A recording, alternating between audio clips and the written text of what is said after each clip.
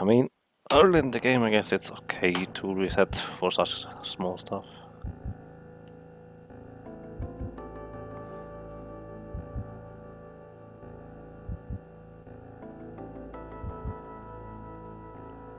Final Fantasy Tactics. Oh, is it somewhat like Final Fantasy Tactics then, or Fire Emblem?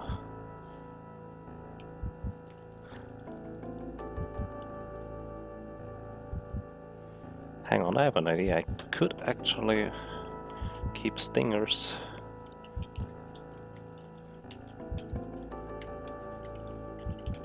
Stream opened while playing. So see if he gets a new record or something like that. What are you doing?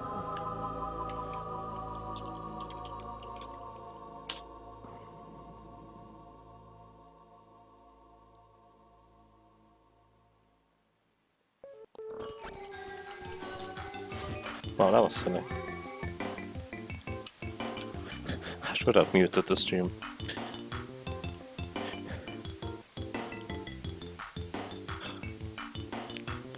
Well, I guess that's a certain appeal. Pioneering the whole game.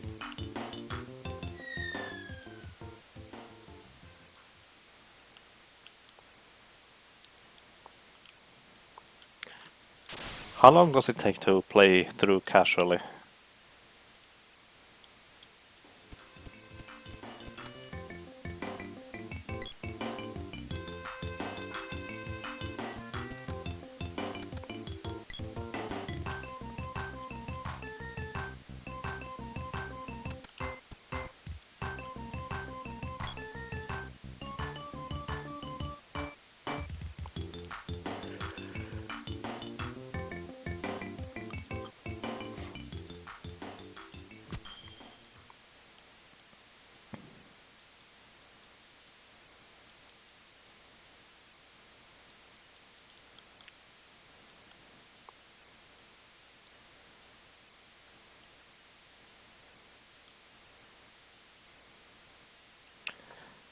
$30. Huh. My general idea of playing RPGs is running through them is more entertaining than discovering everything. Mainly because if you discover everything in RPGs, usually it trivializes them.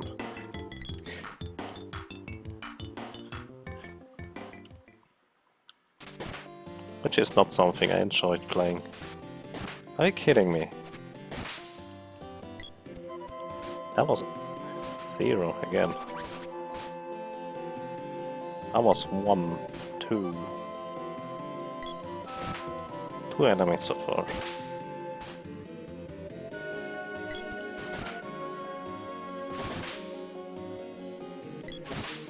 3, 4.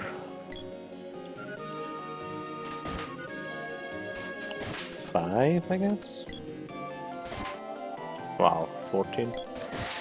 For those that don't know, getting 14 damage is more or less random. You have around 20% chance, I think, getting 14 damage instead of 18, so that's pretty bad luck, generally speaking, but it happens sometimes.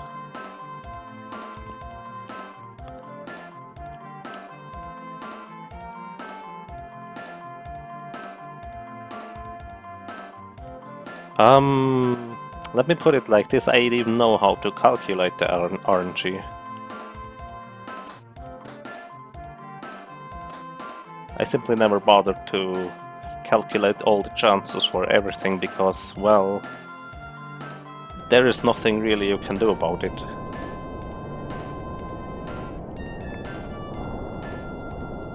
To be honest, I'm not sure it's about 20%, that's a wild guess. I never calculated that. I mean, it happens sometimes, but usually it doesn't. As in 1 in 5 times is about normal. But it's not too rare. Wow, a crit. crit is extremely rare, at least in the beginning.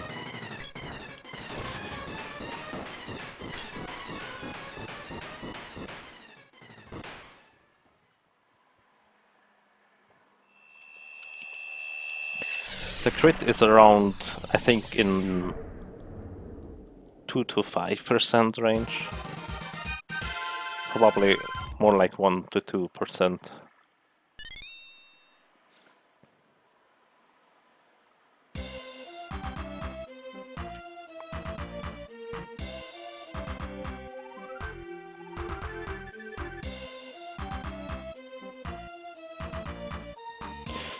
That sounds pretty harsh. In Secret of Mana, you usually simply have to get another slash in for the bosses, because certain bosses have just enough HP, so you need a good damage roll. Let's say the 14 is a glance hit, as in you don't hit the monster fully. Well, that's the game's explanation for it. So sometimes on certain bosses, when you would need maximum damage, you roll a bad roll and, well, you don't kill him in one shot.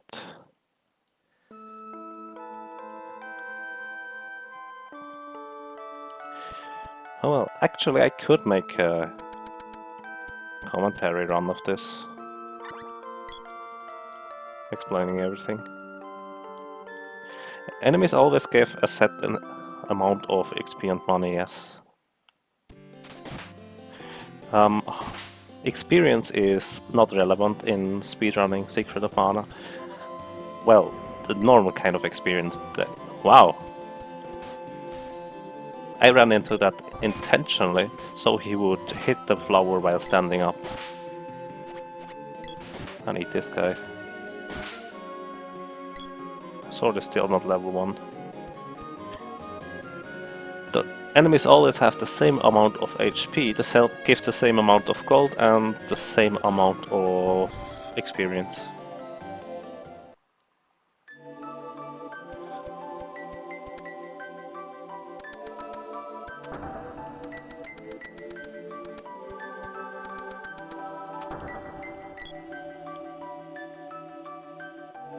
The movement is also quite interesting in Secret of Mana.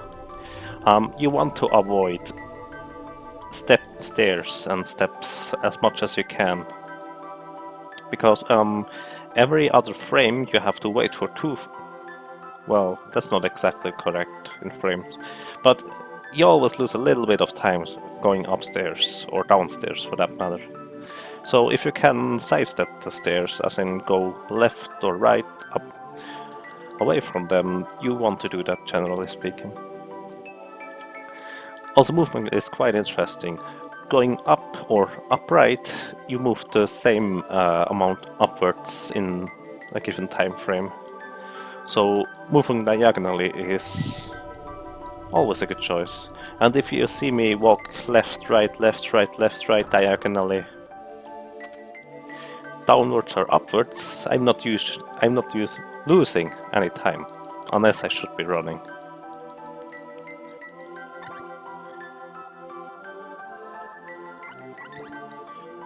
Okay. And here I'm going to save and reset, because it saves a little bit of dialogue. Also, it saves me walking outside of the water palace. Well, halfway.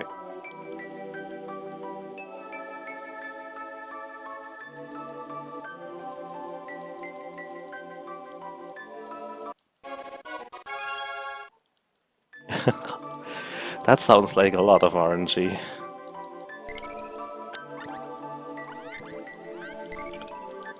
Also, you soft reset by holding start, select L and R at the same time, like so many games of the SNES era do.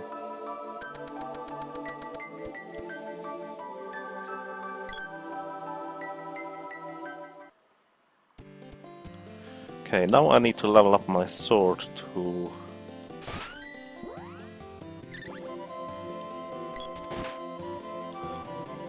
level 1. There is supposed to be a flower. Who knows? I need a total of 11 enemies to level up a weapon from level 0 to level 1. And I just killed 3 enemies with my spear. So I need another 8 enemies to level up my spear to level 1. Greetings, Odds11, and thank you. Stinger is also currently running this game, and he's quite a bit further in. As far as I can tell... Oh, wow. Hit it? Hit it? No, it didn't. It's pretty rare that you hit the bee while moving down, and then you have a chance of hitting it again while standing up, and then, only then you want to actually kill the bee, because it takes 3 hits total. I hit this guy so he doesn't balloon me. Okay. I need an additional 3 enemies I don't usually kill. Wow, boomerang. Come on.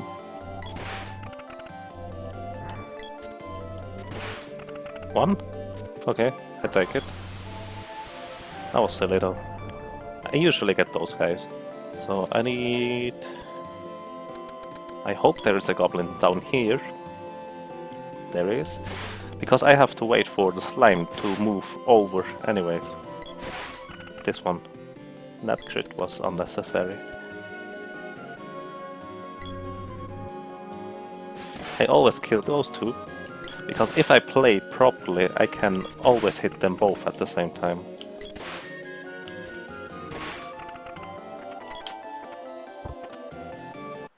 And got the magic rope.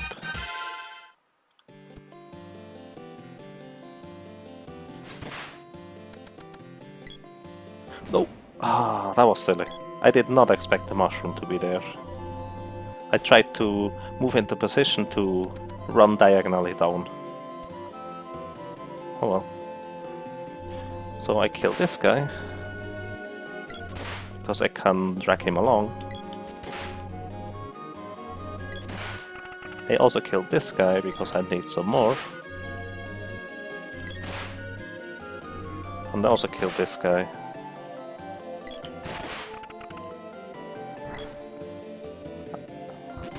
Okay.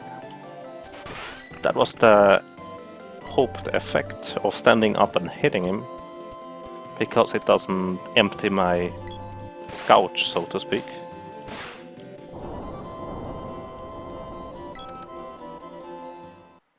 However, it was not the hoped effect of him not taking full damage, because there's a difference in animation when they receive full damage or only receive a portion damage.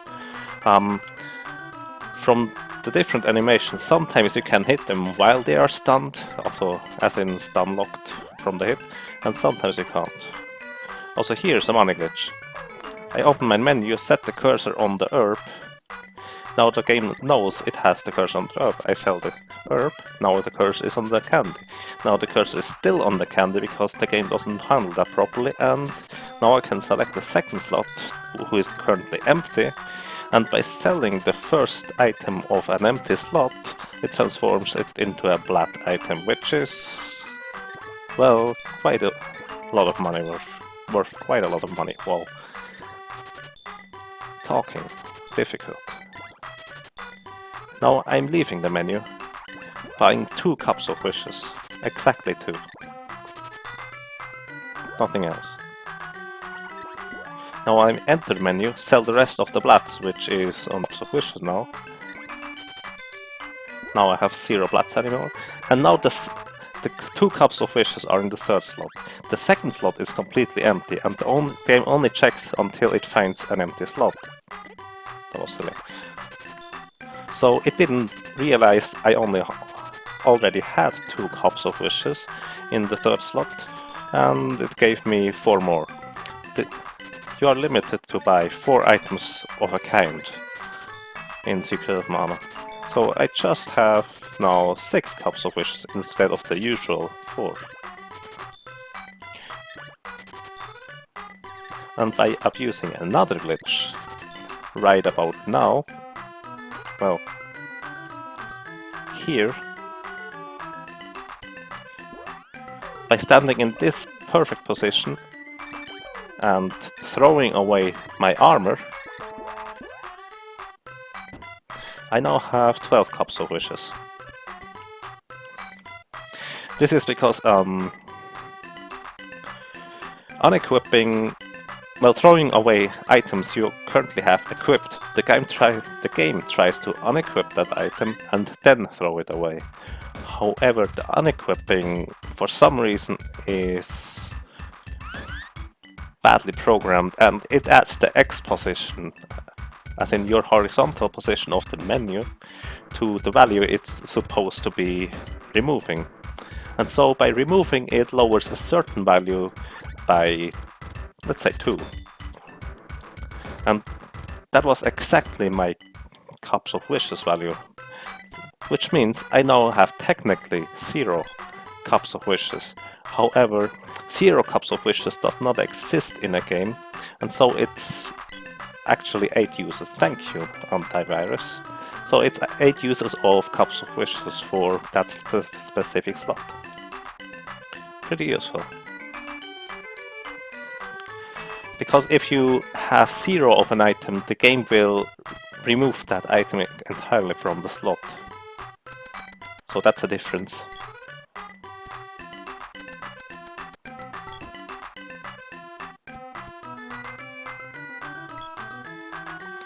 Greetings, Conradson.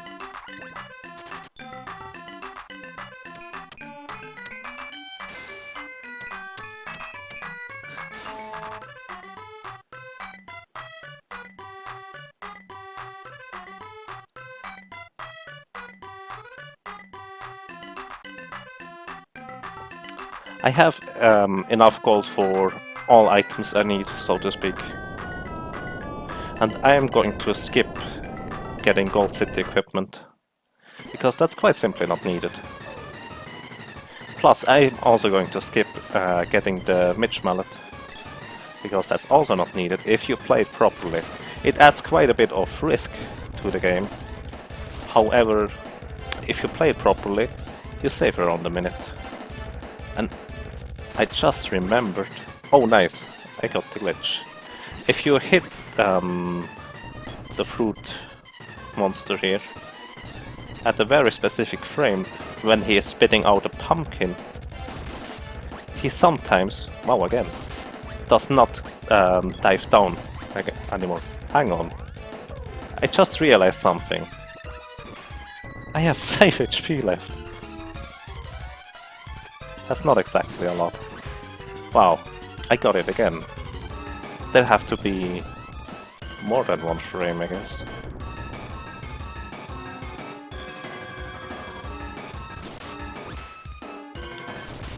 Oh, I hope that would kill him.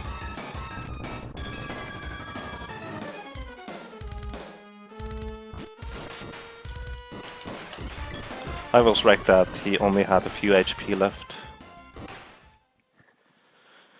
Oh well. I slacked a bit on the way to here, but the fight with the Tropicola itself was pretty awesome actually.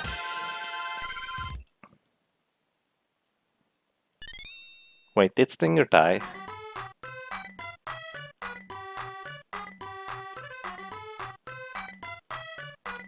That's unfortunate. I see him restarting all his splits, so I assume he died.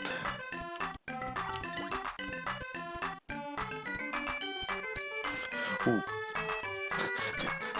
I really shouldn't.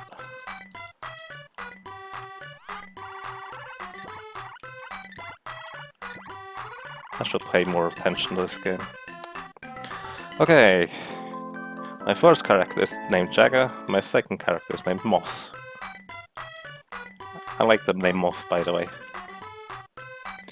However, if I were to do actual serious world record attempts, I would give all my characters one letter names, because that saves a little bit of time every time the name is mentioned.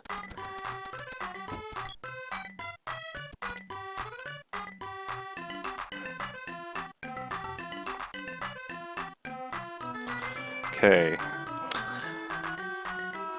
Now I have to equip the sprite with the weapon I'm going to use, which is the axe, because that's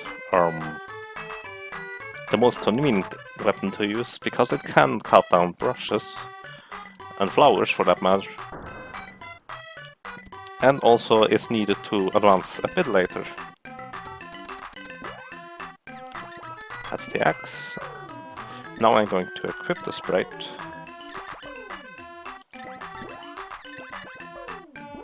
And set the cursor onto the button controller menu.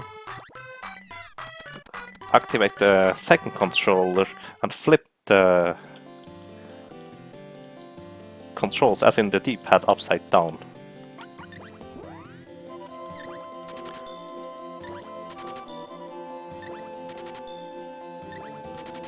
I now have my second controller actually the right way around, as in the D-pad is correct for me.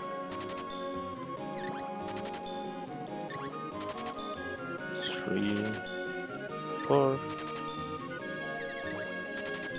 Also, I'm going to buy a hair ribbon for the girl here. While it does only provide a little bit of defense, it is actually quite significant. The difference between wearing a little bit of equipment or wearing nothing is quite noticeable. If you would have, say, an item who wouldn't have any defense at all, it would still be better to equip that than to not equip it. Because that's how the game operates.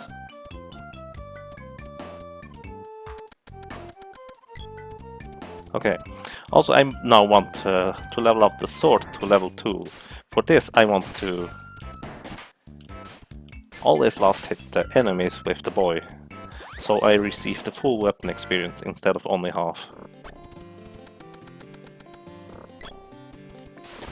Wow, that was a crit. That was pretty nice. And also upcoming, the most difficult battle in the whole game, because it's mostly RNG.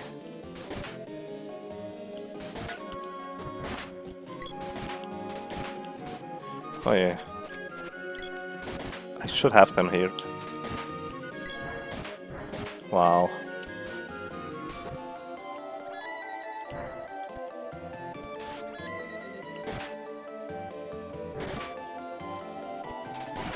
Okay. I even get the last hit with the boy on one, which is pretty nice, but I really don't care about last hitting them. You have to talk with the boy. To the girl with the boy. That way around. Otherwise she won't come with you. Please name this young lady. Hey. Okay. Yeah, I've seen he reset it. Do you know why? By the way, I'm not going to equip the girl right away, because I want her to die soon-ish. Not quite yet, because ghosts cannot run. And running is, well, twice as fast as normal walking. Also, I'm wait here a little bit so he spawns another dude. And I can kill him. There can only be a total of 3 enemies at a given time on the screen. Also, I want to... Wow, no, exactly, that's not what I want. What I meant was I want to kill the mushroom, because he has a high chance of making the girl unconscious. Unconscious puts your character, I think, 10 seconds to sleep. And they cannot do anything in that period. You could use a medical herb, but I only have a medical herb, 4 medical herbs for, well, a long time. I don't restock anywhere really.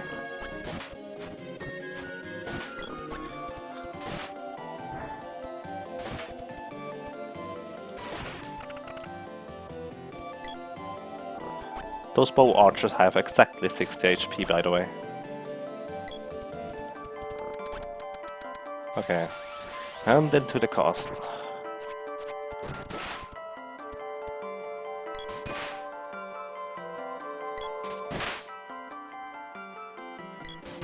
Sometimes... no... Come on, guys. Let him live. Yeah, that's what can happen. Those wolves can cast heal.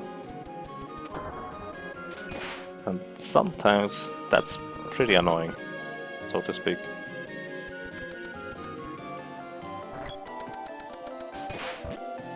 Okay, now I want the girl to die. Not the sprite! Wow, that was silly. Okay. The reason for this being... I only want to use one barrel. If the girl survives, that's not too bad. But I should have scheduled her death a bit better. Those two wolves can combo you to death.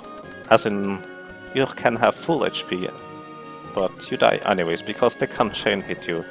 You have basically no invincibility period when you are lying on the floor.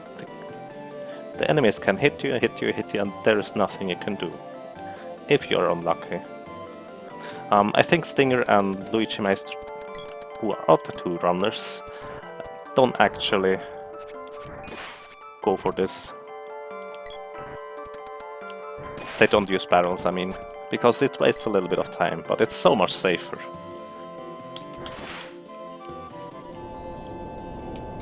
Okay, abusing the fact that I have two controllers for the first time, basically.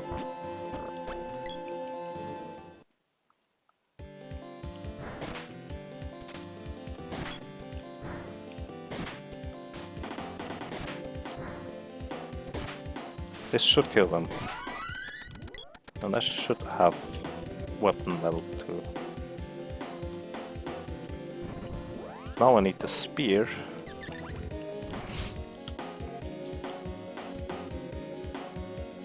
Also, I should have activated my second controller there.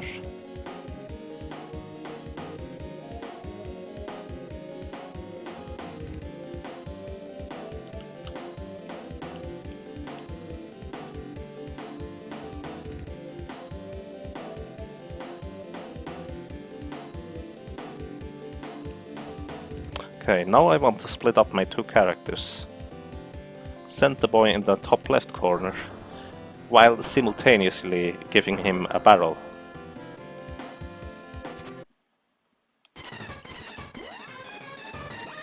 Oh, that was wrong! Wow, really? And that's the RNG boss, basically.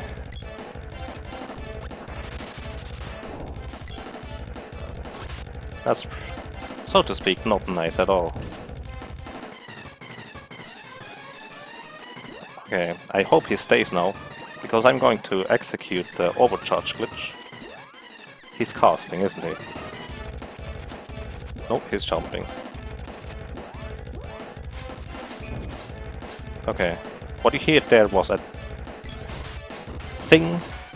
That thing you hear means the attack had no effect, and even if the attack would now hit him with effect, basically the entire attack is negated. So it was pretty unlucky that the spiky tiger jumped away. Well, jumped away right away, but it was not too bad because he came back down again pretty quickly.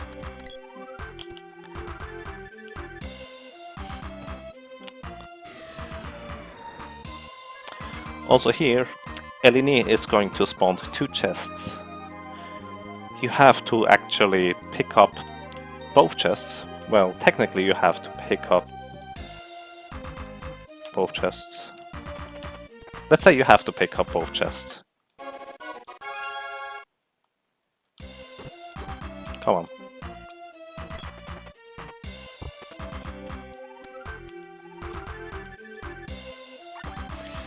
If you don't pick up the chest with the 50 gold inside, I mean, 50 gold is nothing, you don't need that, she will not teleport you outside.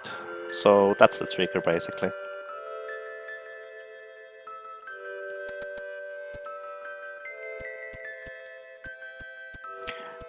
Also, Secret of Mana is a lot about, well, manipulating your AI companions to not get stuck.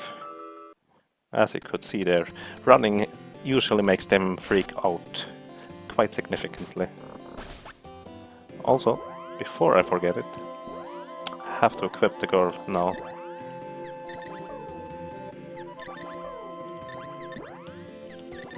Because she would die very quickly if I didn't.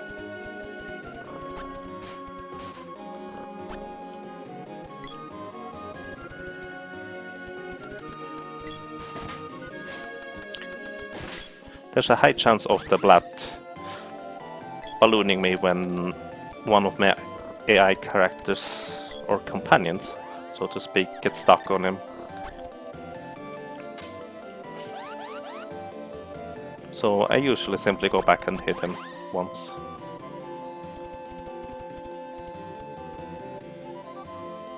Okay.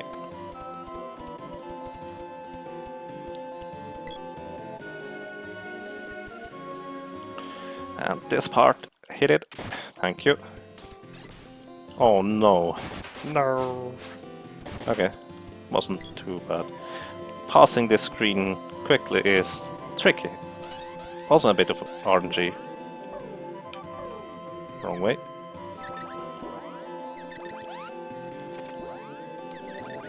This guy has technically two forms, however.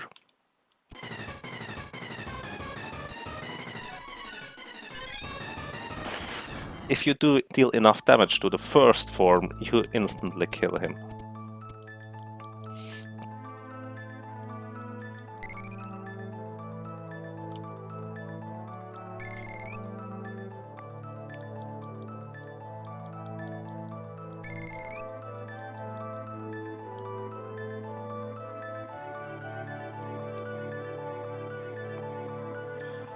Also, technically, you could, if you are not in the lead with the boy, as in you're in the lead with the girl or the sprite, you could activate the magic rope and then run into the cutscene. Which, thinking about it, it probably saves a little bit of time.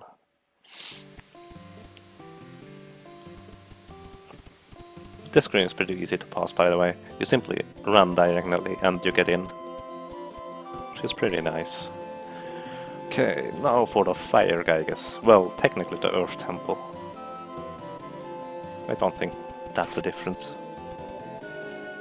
I always thought that was the fire temple because, well, it's a fire guy, I guess, isn't it?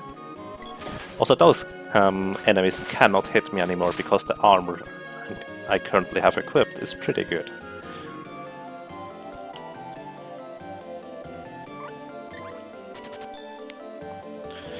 In Secret of Mana, everything is basically reliant on armor. The better your armor, the less damage you take. I mean, that much is obvious. However, almost nothing is based on levels. I mean, you get more HP, and you get a higher crit chance with more levels. But that's about it. That's what could have happened earlier, but didn't. You land on the B and do damage, then you stand up. While standing up, you always have, well, the chance of doing additional damage when the enemy is near. And then you hit him once more while he's on the floor. The flying enemies have the special condition when they are standing up, as in flying up, you cannot hit them.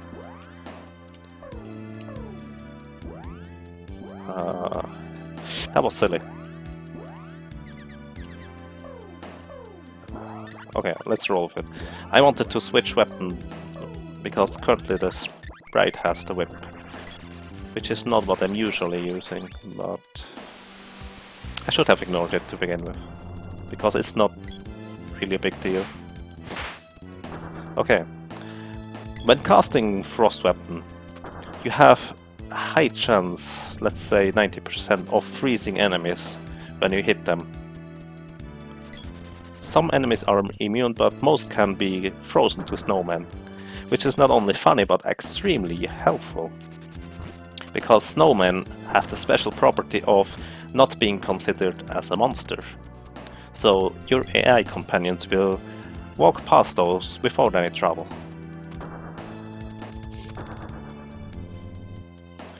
Here I'm walking a little bit too far, quote unquote, to the right. It despawns an enemy to the right of the rope wall here. Nice.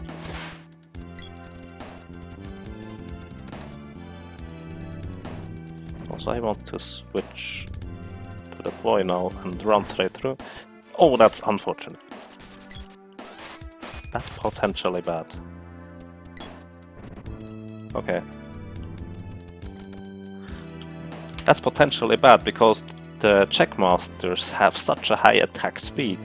A single one, if he smashes you against the wall, can combo you to death. There's nothing you can do. If you're not lucky, so to speak. Okay.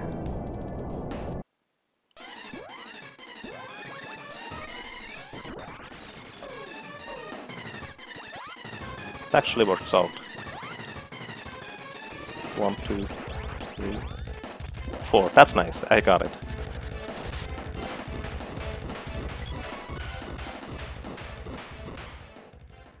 I cast it in the beginning not to do damage, but to actually lock him in place. I mean, the additional damage might help if I get a bad damage roll, but it usually is simply to lock him in place.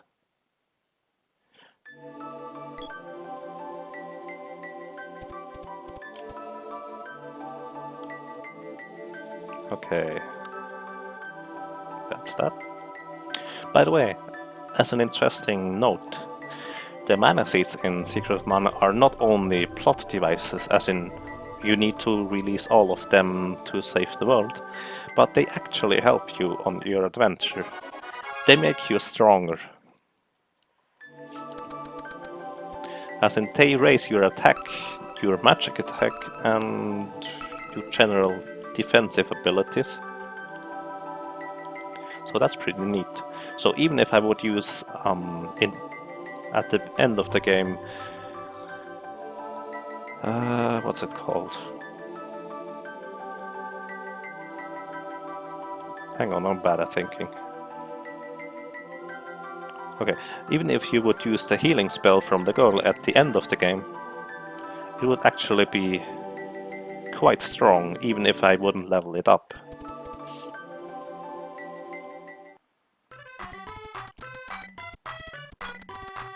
Come on, lady. Also, by the way, your party order is dependent on which character or companion you pick up first. If I were to go the other route where you pick up the girl in the castle first and then go to the Gaia's novel and pick up the sprite, they would actually have a different order of following behind you. I mean, it's not relevant for a speedrun because the route is pretty much set, but I think that's pretty interesting. Okay, and off we go to Pandora. I now want to switch to the girl, because the next cutscene is where the girl is already upstairs after the cutscene. So it's faster to use the girl to talk with that lady and then go on.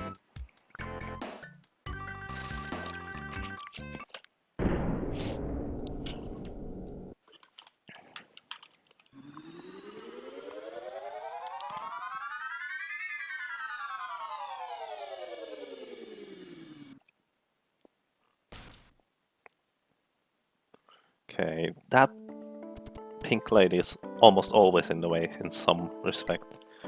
If she isn't on the way to the ruins, it is on the way well, back, I guess. Oh, he just walked into my way. If you run into NPCs, as in actually run, you stop running. And running costs, well, gouge. You have to load up before you can run again.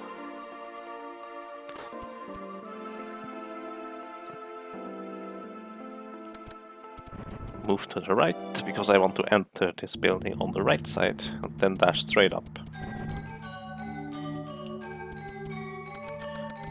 Those chess masters can crush you if you are not careful. Oh my god.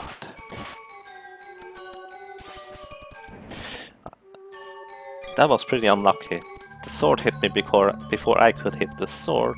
Well, that part was simply me mistiming it, but my AI partners getting stuck there was unlucky. On here I run up left against the wall instead of simply left, because it spawns an enemy. Also, if you notice, if I run straight instead of diagonally, my AI companions will follow me straight in the tracks, and that's extremely useful for manipulating your AI companions to run, well, a proper route, so to speak. As in, if I want them to exactly follow me and dash past an enemy, I will run in a straight line instead of diagonally.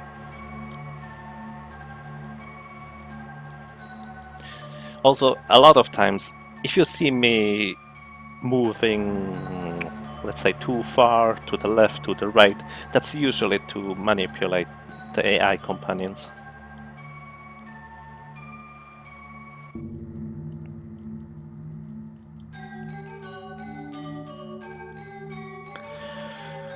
Okay. By the way, as a fun fact, if you enter cutscenes with barrels, you only move half as far in the cutscene themselves.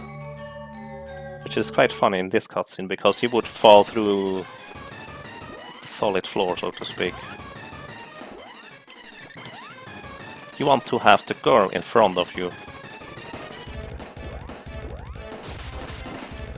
So she would absorb any, well...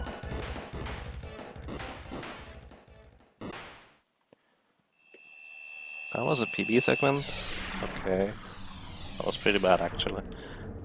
Because I got hit there. To come back to this, let's generalize it a bit more. Most bosses, if they cast spells, they will prioritize the character that is the nearest to their hitbox. So I usually move either the girl or the sprite right in front of me to absorb any spells that would come into my general direction, so the boy would not be hit.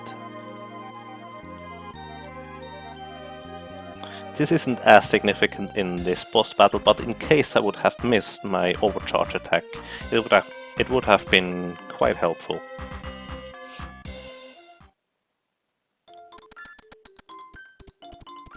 Happy music.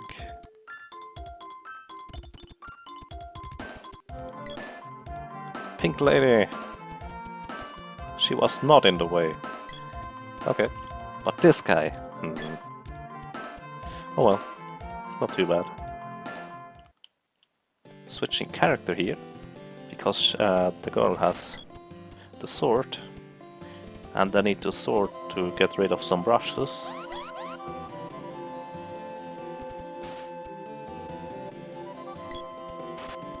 And as mentioned, I can simply ignore those enemies, because my armor is too good.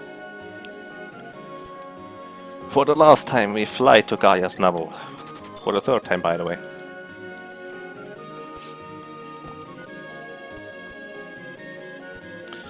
Interestingly enough, the tool-assisted speedrun of this game, when walking from Gaia's Navel to Pandora Ruins, it doesn't use the cannon because it's faster. However, it is considerably slower if you're doing this in real time, because your ability to control all the characters is much less, so to speak. Also on stairs I tried to run once and then once again, because it can save 1 frame. And I just lost that frame by stopping briefly, because I didn't push down properly. Oh well.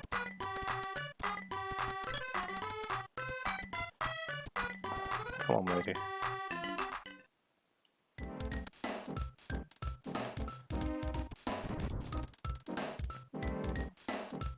Okay, the next boss has 900 HP, which means I need a really strong overcharge, because he has quite a lot of defense. But he has also quite a lot of, let's say, wonky hitboxes. When you cannot hit him when he is doing an attack himself, or you run on the great risk of, well, being hit yourself.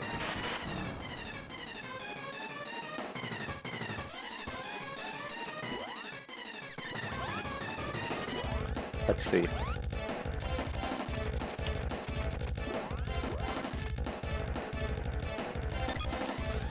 This could hit. Okay, that was nice.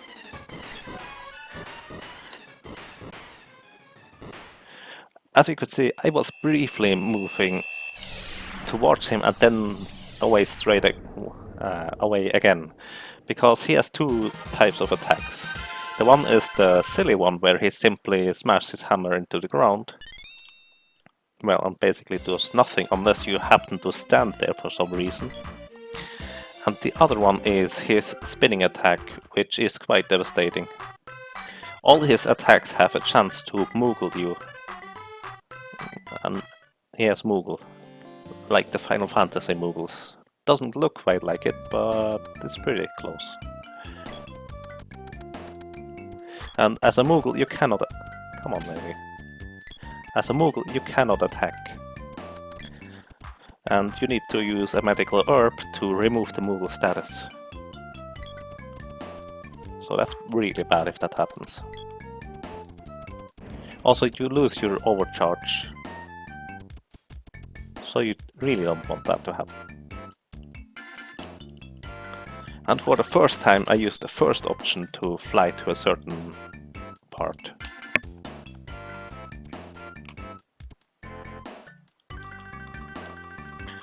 By the way, on an interesting note, in Secret of Mana, your melee weapons hitbox is always, well, approximately how it looks in the game.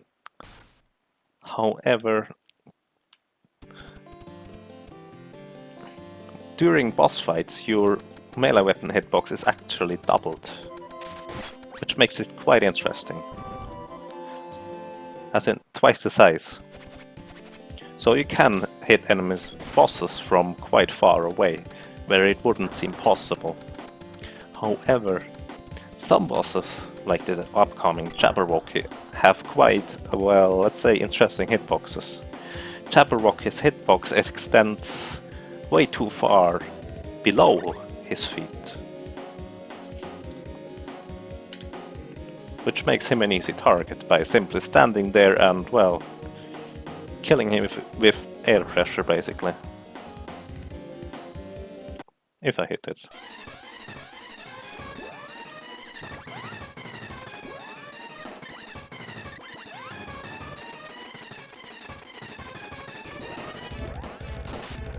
Like that. It's always funny. You slash from that far away and simply kill him outright.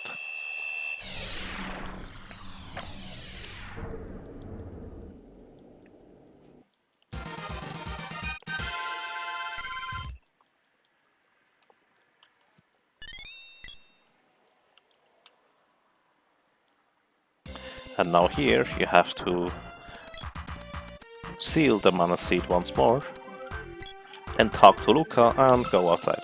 You don't have to talk to Chema. I used to talk to Chema in my runs until Stinger told me I don't have to. He gives you a little bit of dialogue and the whipboard, but we don't need that, so we simply go on. Bye, Luca.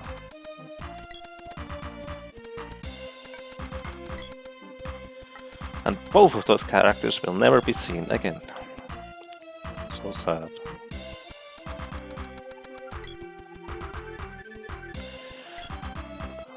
finally,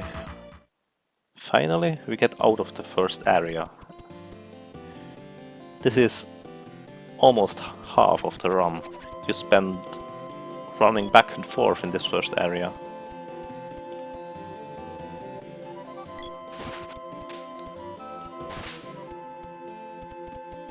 However, it's also almost half of the run because, well, you skip a large portion of the later game. As soon as you have Flammy, the game is mostly broken.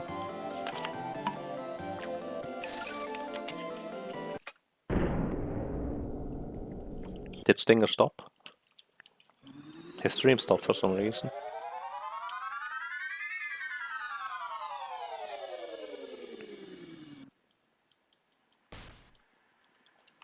Okay, now the sprite lands on the floor again, head first. So he has trouble remembering everything. Wow, that was lucky. You have to talk to one Moogle, doesn't matter which one. But you have to talk to one, and all of them seem to walk out of my way. So I was a bit, wow, that was silly. So I was a bit worried that I wouldn't get a Moogle to talk to.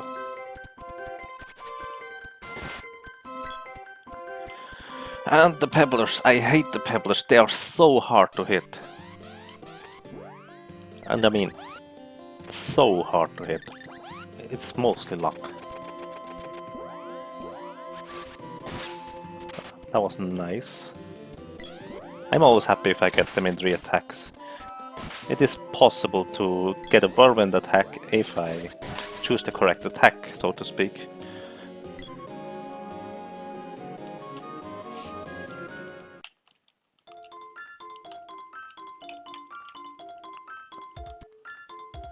It is possible to kill all of them at once, but it's extremely rare because they have such high evasion against your weapons, because the weapon is quite low level. And even though your hit would clearly overlap their hitbox, it more often than not doesn't hit them. Oop, that was silly. Oh, no, don't hit it.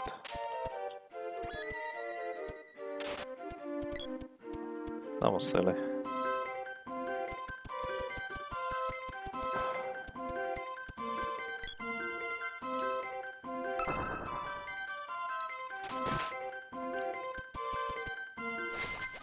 Ooh. Uh-oh. Okay, here's the thing. I could revive the sprite, because I think I should revive the sprite. Because if I don't, the boss does actually quite a lot more damage if he only has 2 targets to hit. Oh, right. This doesn't hit. Let's see where he lands. I can one-shot him, but he is so hard to hit.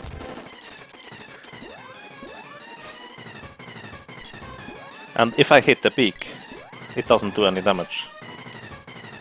No. Oh, that was silly. And now he is facing me, I can't hit him. Please stay there. Oh, come on, that was too near. Wow, that was good.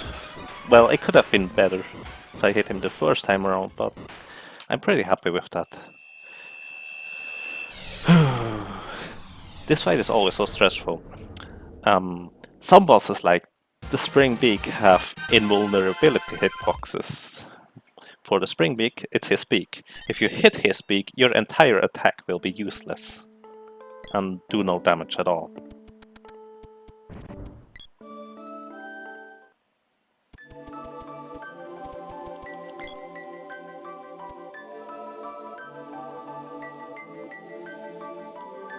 So, since your entire attack is useless, well, that's quite critical to hit him.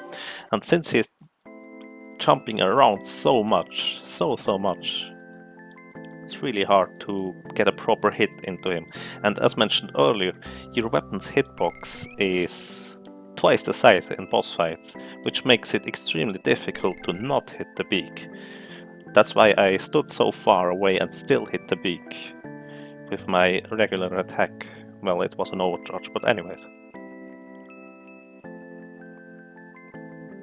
Greetings, Stinger. No luck today? I actually didn't notice you were running when I started stream. Oh, silly.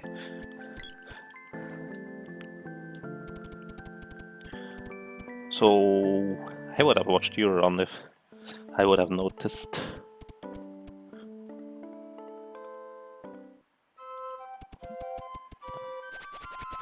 Yeah, got it. This guy almost always hits something on me. Twice. That was silly.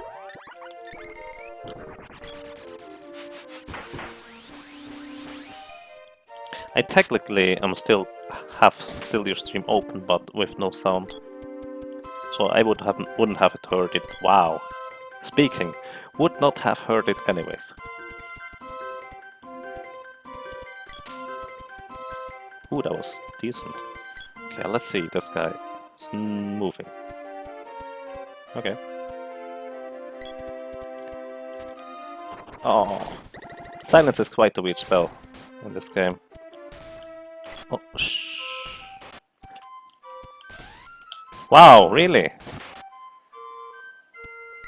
Those owls are so fierce.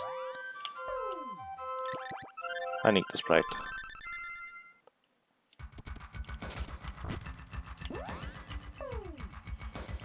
I should not have chosen to go in with the gold. Now I have no frost charges anymore. Because when you switch weapons, you lose frost charge. Oh well. You hate how good your start PB is. I can relate to that. That's why usually when I have a pretty bad start, I don't reset. For example, I wanted a boss run. At the first split, I can save over a minute. It's quite motivating if you can save so much time early on. But it's also quite demotivating if you know after the last 5 splits you cannot save any time. More or less.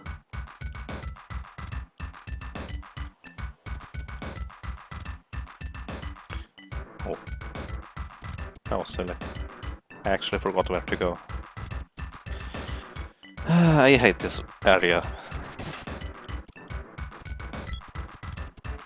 Okay. That was purely improvised, by the way.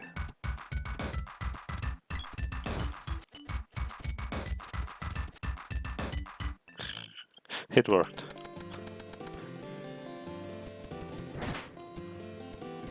No! Oh.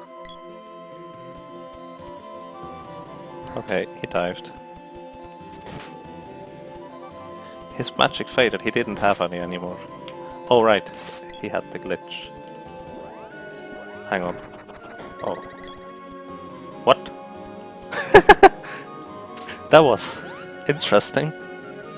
To reiterate what just happened, usually when you hit a rope hole, you cannot move anymore. However, AI characters can still move. And this AI character happened to run into my general direction. And I hit the rope hole, he could walk through walls because of that. Oh, that was silly. That was silly. Okay, I was lucky. I wonder whether you can make that consistent.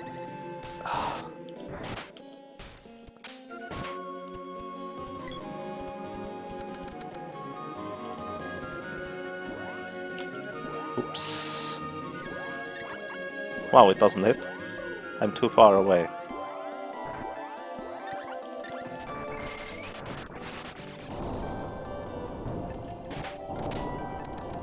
If you switch character here, you can still move during that text box. Really? Oh no. I have to heal him if I... Never mind, I don't have to. I can now simply revive him, I guess. That was not the plan. I wanted to revive him for... Okay. She still has the axe, so I have to switch.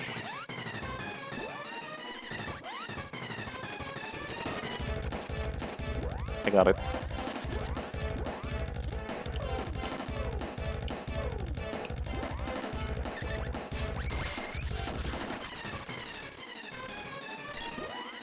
Hit, please. Nice.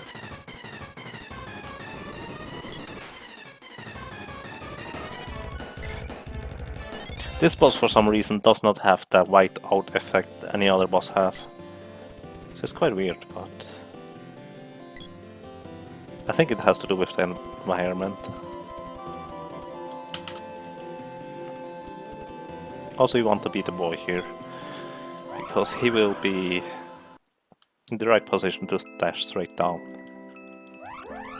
Also, as you may have noticed, I was using Rocky's slowdown spell. Hang on, he's not called Rocky. He's called Gnome in the English version. He's called Rocky in German, by the way. Which is funny. So I used the slow spell to lock the Viper in place so he wouldn't dash around. Which is quite important, because the Viper can pygmy you, as in you're getting small, and if that happens to the boy, you have to generate a new overcharge. Which wastes quite a lot of time.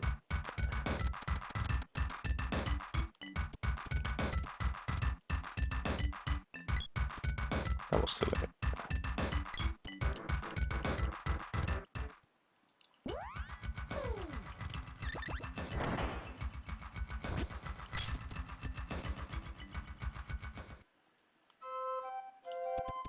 No!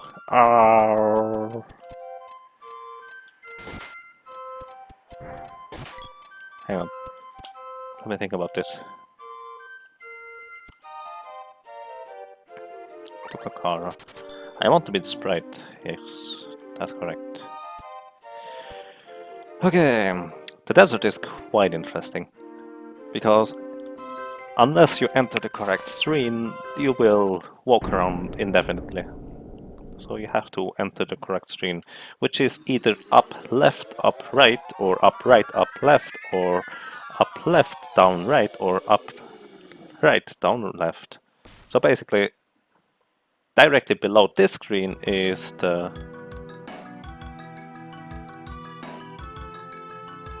place where you want to go, but you cannot go straight down. So I forgot how to run there.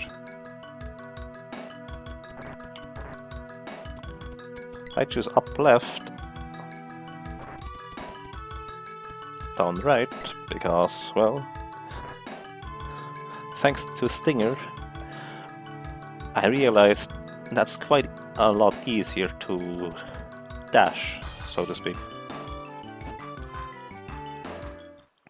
Also, by the way, in that cutscene before, when they spotted the sand ship, that was quite interesting because it didn't scroll all the way.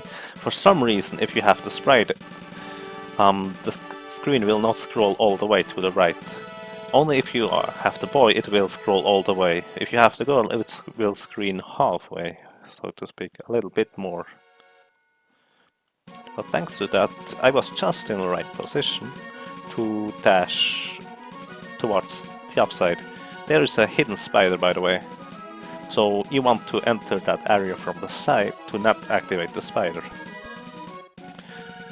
Talking to them while facing left makes me not get thrown back, and I can walk straight inside.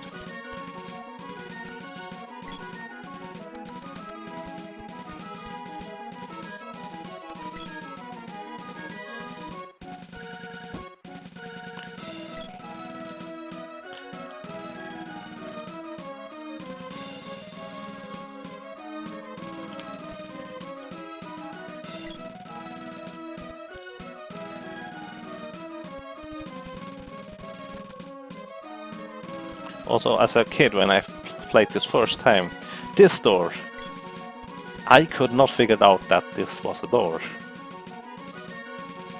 It's so well hidden. Camouflage. I mean, it took me a while.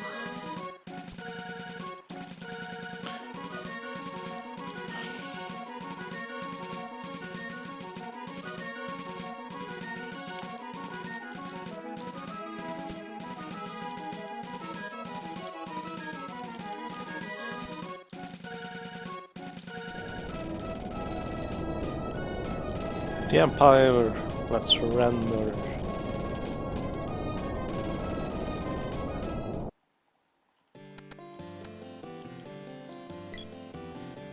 Dashing at every little opportunity.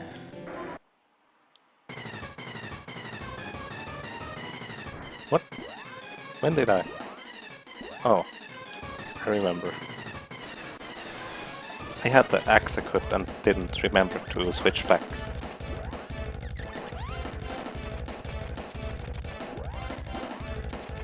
This should hit. It didn't.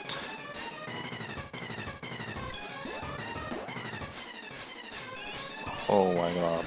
I'm choosing a different charge level now.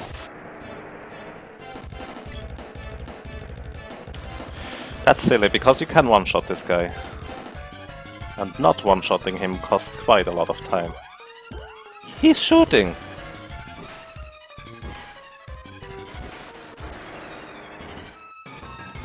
That's quite rare. I've never seen this guy shoot, ever.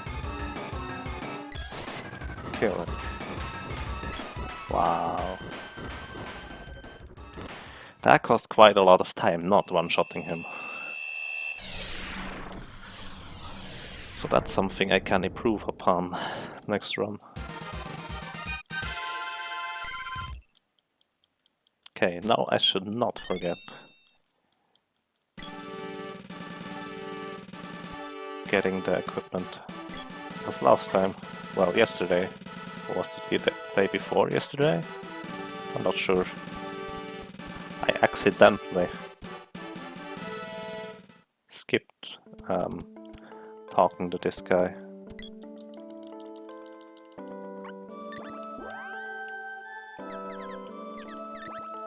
Restocking on Cups of Wishes. Getting my armor.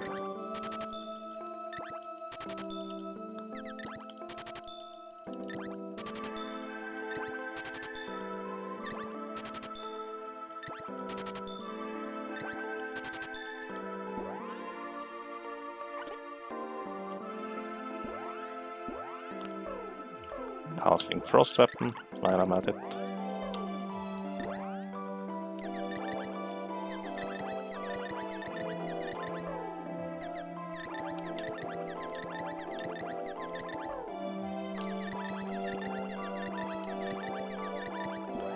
Okay, pretty decent menu.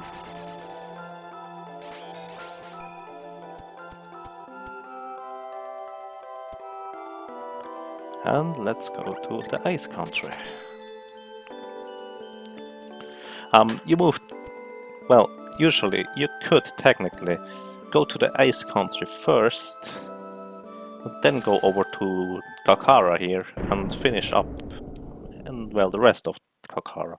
However, if you go to the Ice Country first, you cannot directly fly to Kakara. You have to go over Matango, which ultimately results in being slower than going to the Ice Country first, to the desert first and finishing the first sequence. Because now, after finishing that first sequence, where we landed in the wrong place, I can directly fly now from the Frost Country to Kakara. Which is quite interesting. I think they didn't think that through. And simply needed a fix.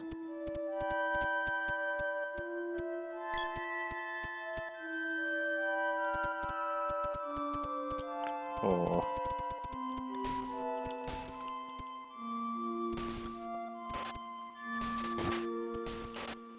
Wow.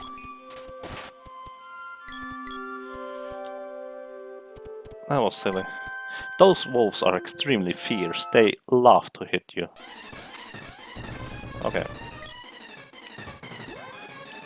I want to have the girl and the sprite in the front row.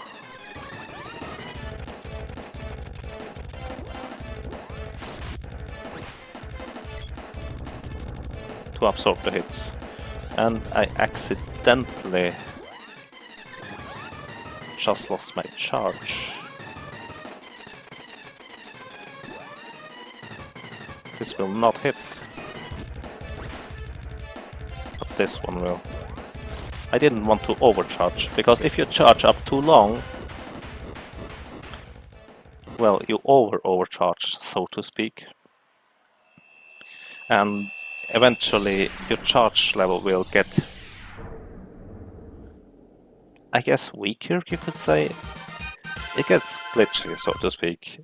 More often than not, you won't hit actually the bosses anymore with higher charge levels.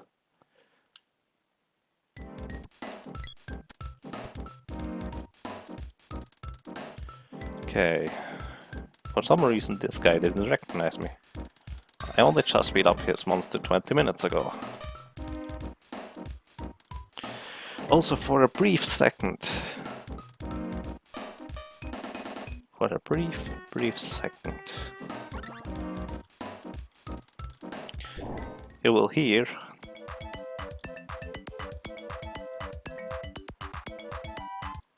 the most amazing team in the entire game, but it's over so quickly.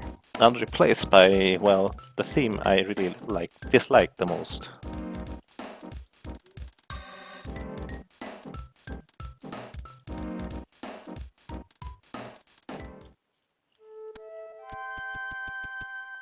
Okay, Ninja Turtles. Will he hit me or will he not? Turtle? He hit me. He usually dashes right straight towards you. I've never actually seen it that he didn't. So that was surprising. Oh, could you please cut that out? Oh my god. Wolves. So strong. So strong. They love to kill you. Sprite is almost dead. I don't need the Sprite, but I'd rather have him alive, because Ghost cannot run, and thus take a bit of more time. Also, those guys are the worst enemies in the whole entire game, no question.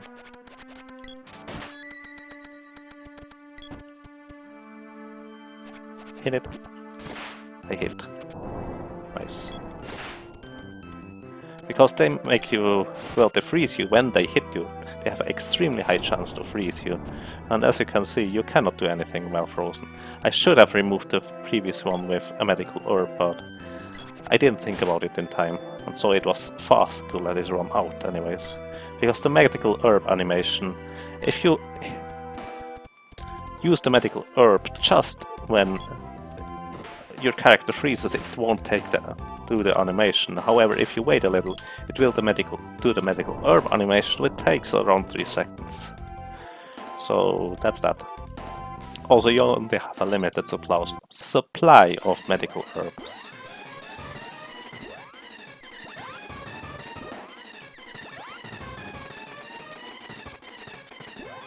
Nice, I grab the correct overcharge, and now I killed all of them with one shot. Oh, right, there's no split here. I often forget that. So for these guys... Wrong way. I always want to balloon them. No exception. That was lucky. And also dumb at the same time on my end. Come on, guys.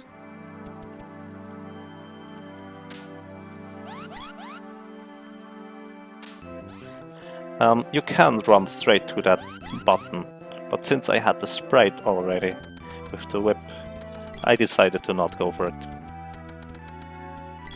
because I quote-unquote was not prepared to do that. Oh, come on. I switched to the boy and those little guys just took the opportunity to hit me. Be gone. Well, nope. I will stay. That's one of the weirdest dialogue in the entire game.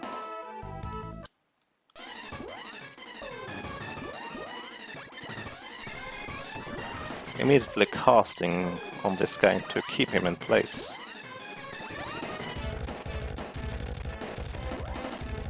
I take it. I missed.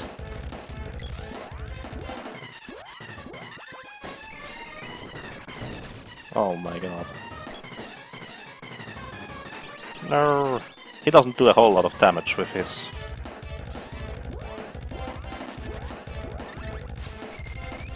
Spells. But it's annoying.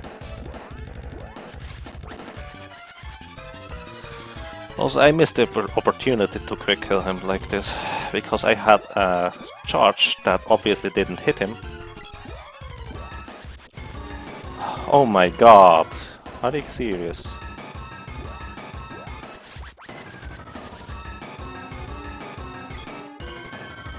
Some charges will simply not hit.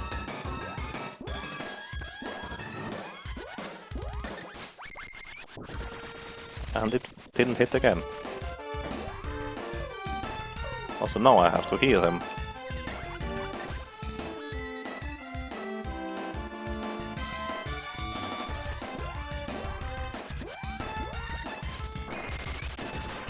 At least this can hit, apparently. Hit it, please.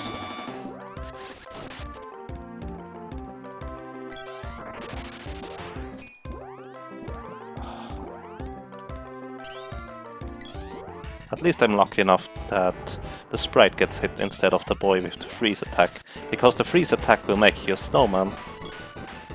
That was a really bad fight, by the way. The freeze attack will make you a snowman and you lose your overcharge attack. Whew, and just like that I lost another 40 seconds. Because the first overcharge attack decided to not hit. It's not exactly entirely random, but it's precise enough to be random, let's put it this way.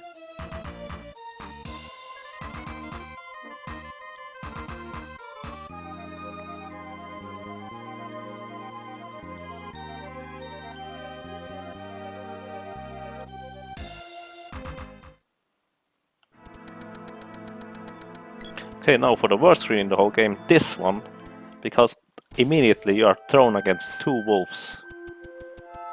Which, if they are happy, they can lock you down for such a long time. It's really annoying.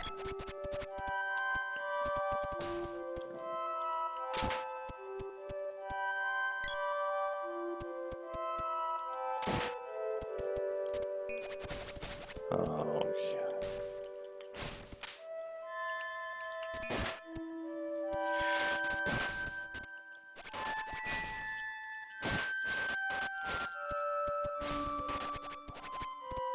Oh my god. They are trolling me.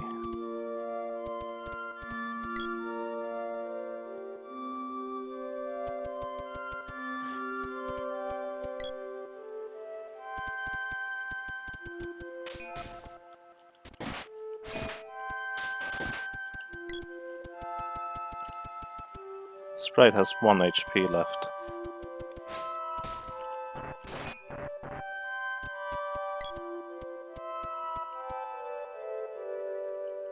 It was quote-unquote lucky that the sprite didn't die here, because I need him.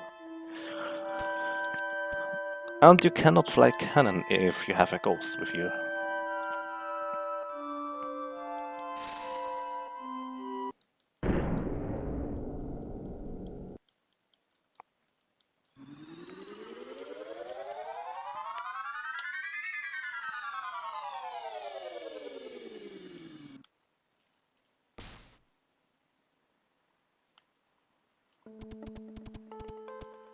put it on straight down there. I always forget that. I can't dash straight down here. And here I don't want to dash diagonally immediately because there's a spider hidden. Also here, I want to dash too far to the right because there's a spider right there and I had to activate it. While I'm waiting for the sprite, for the boy to be hit, I can revive the sprite. So I guess that works. Because I need the sprite for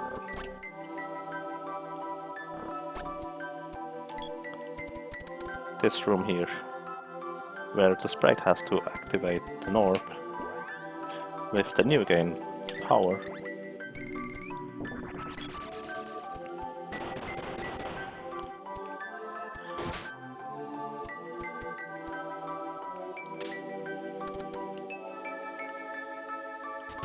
Hit, okay, that's nice. Those fire bloblets are only a tiny little bit less bad than the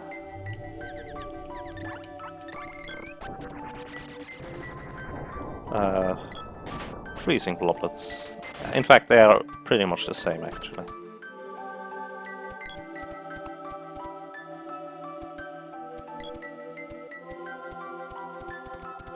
Because they engulf you in flames and, well, you cannot move during that time. And you have to use a medical herb to remove the effect. Also, those clouds can cast. They usually don't. But it happens.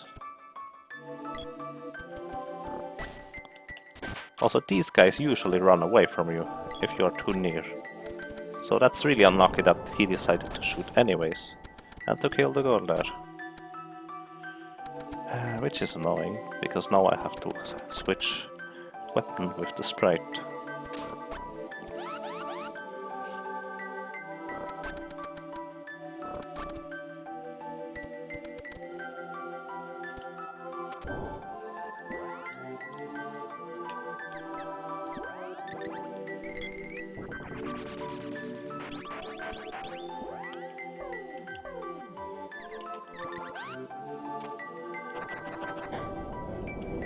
I could have done that later, but whatever.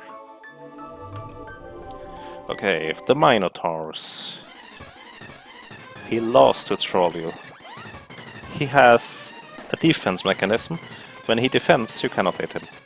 It's as simple as that. And sometimes he decides to use it. Also, he can cast. Like that. And it actually does quite a lot of damage.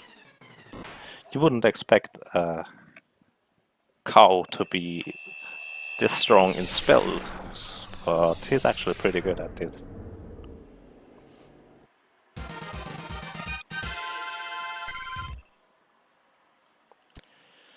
I lost a ton of time to the wolves in the Frost Forest. Well, that's an area I can improve upon quite a lot. By the way, Stinger, are you still here?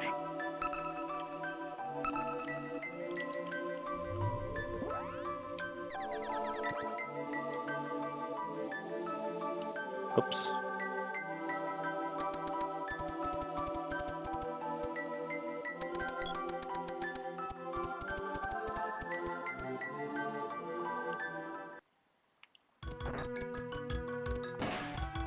Okay, you want to walk up a little bit and then dash diagonally. Because there is a spider in that hole. And you can dash straight up here.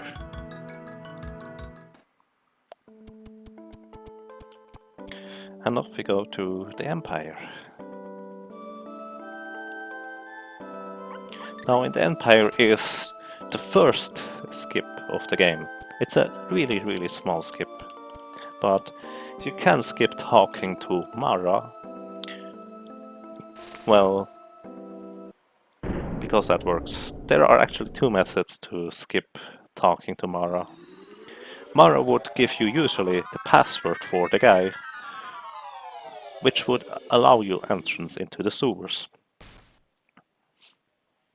However, there are two methods. Well, one is random more or less, and the other one is the backup strategy.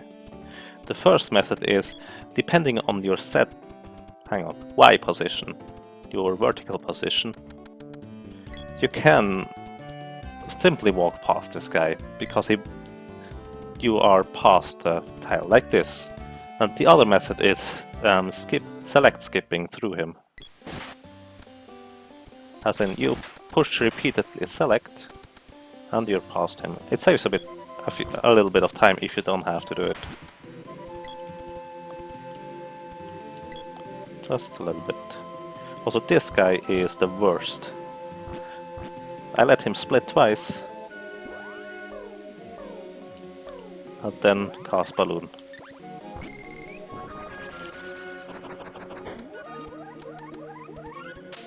Come on, guys.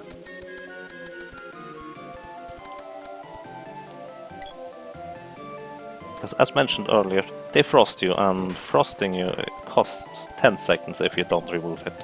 Also, they have a high chance of reapplying the frost effect if you don't move your characters out of there. Wow, really?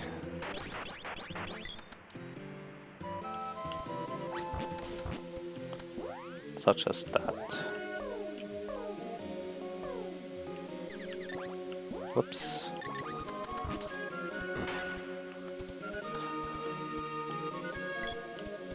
Come on, lady. Oh well. Could have been better, but could have been worse as well. As you could see, I used the herb right after one of my characters got frozen, and it removed the status before it applied it properly, so it didn't play the medical herb effect.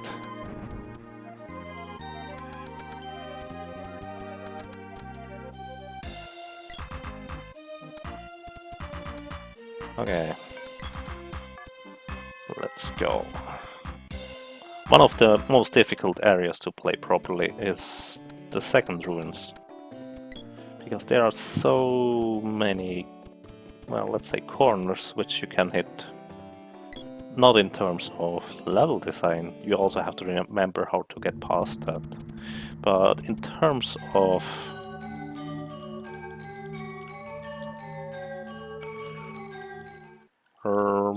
how to call it? In terms of enemy avoidance strategies.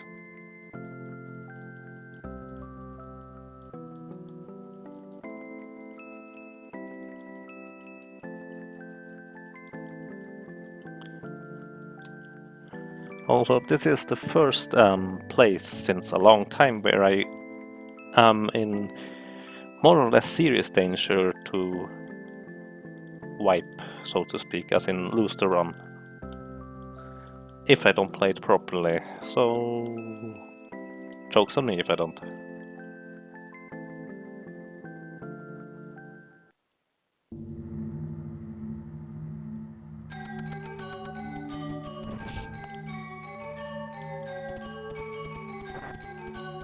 Running past this guy is pretty easy. Running past these guys is not quite as easy because the second guy movement is random. And that was lucky. Because I got into the door despite being hit. Please don't... Oh, that was lucky. I get lucky quite a lot, you will realize in this section.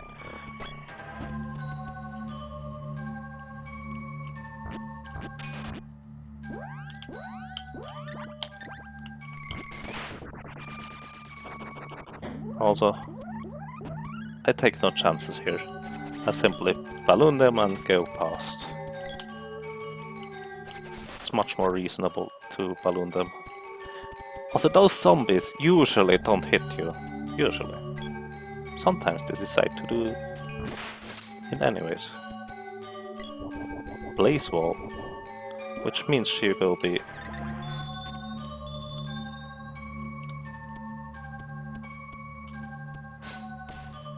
crowd controlled. Okay, she's dead. And he is dead. I expected them to die here. Wow, really? So I decided to not use the medical herb because I have more cups of vision than medical herbs. Also here again. I did not intend to die here, by the way.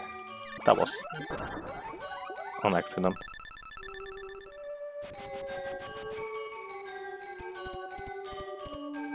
Also, as you can clearly see, those enemies are all extremely fierce. Really?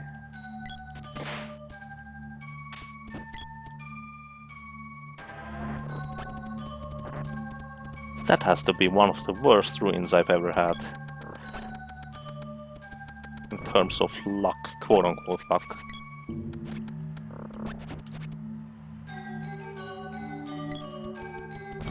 Yeah, and usually...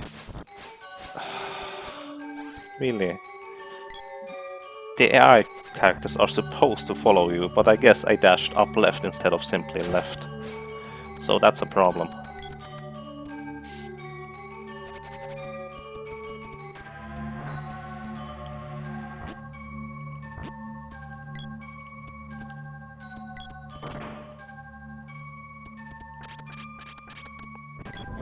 Fire bouquet.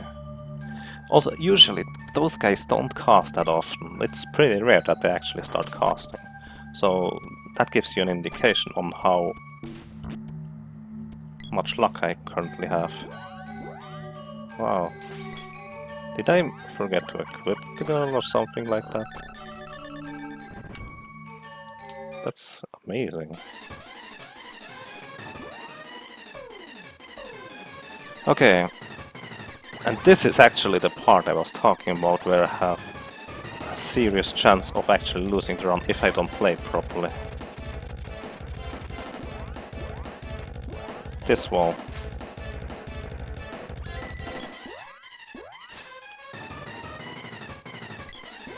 If I kill both eyes, I have a serious problem. So I never want to kill both eyes.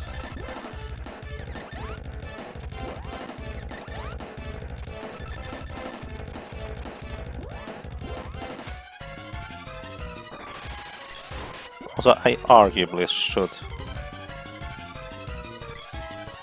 revive the sprite so I can switch character while one is controlled to menu buffer.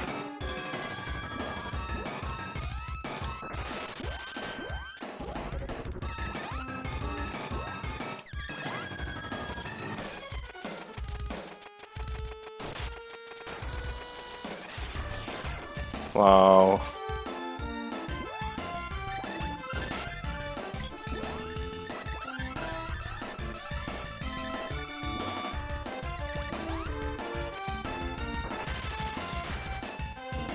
I need to switch out weapon, please.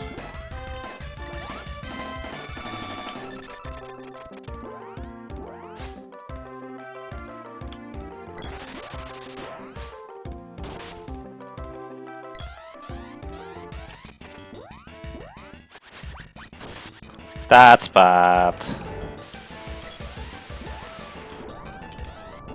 I hope I hit it. Why did he close? Oh.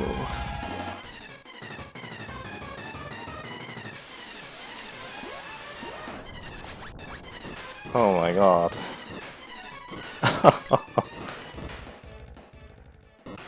That's really one of the worst runs I've ever had. So much went wrong. That really shouldn't go wrong.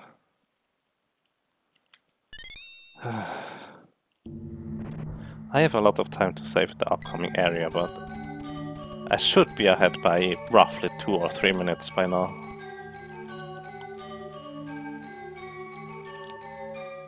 Oh well. That's that.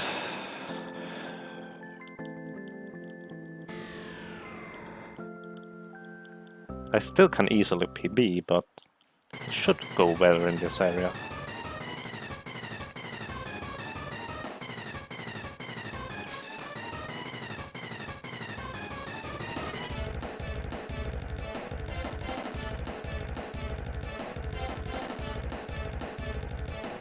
Also upcoming is one of the bosses that can troll you for an extremely long amount of time.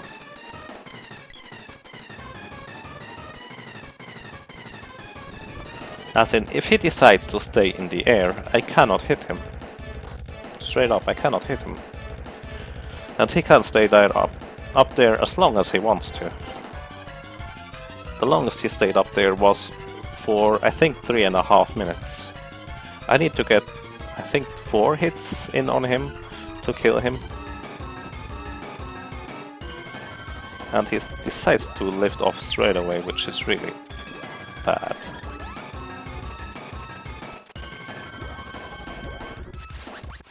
I keep that attack.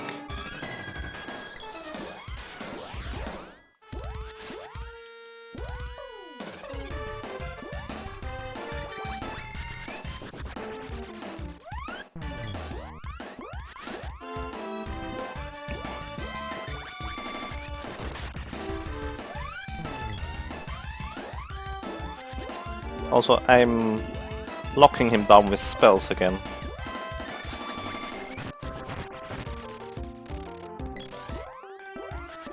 And I moved the girl in front of him so he would grab her and stay on the floor for a bit longer. That was a pretty good fight, actually.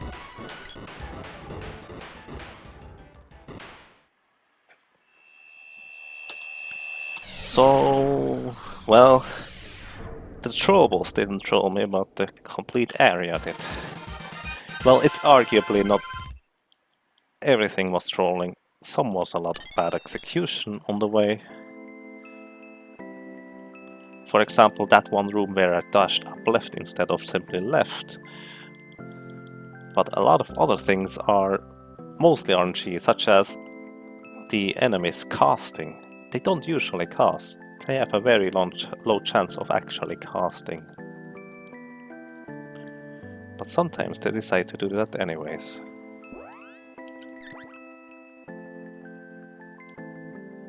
Oops. Running outside.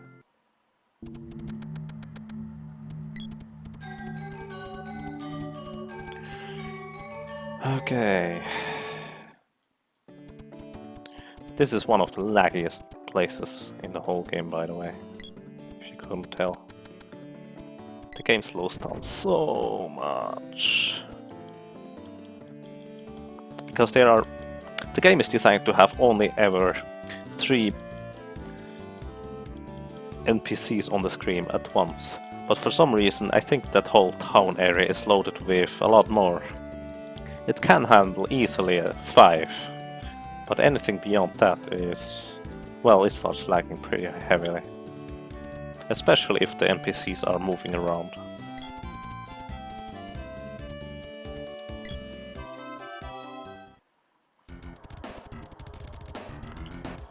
Also, I think my chat stopped working. That was silly. Wrong way.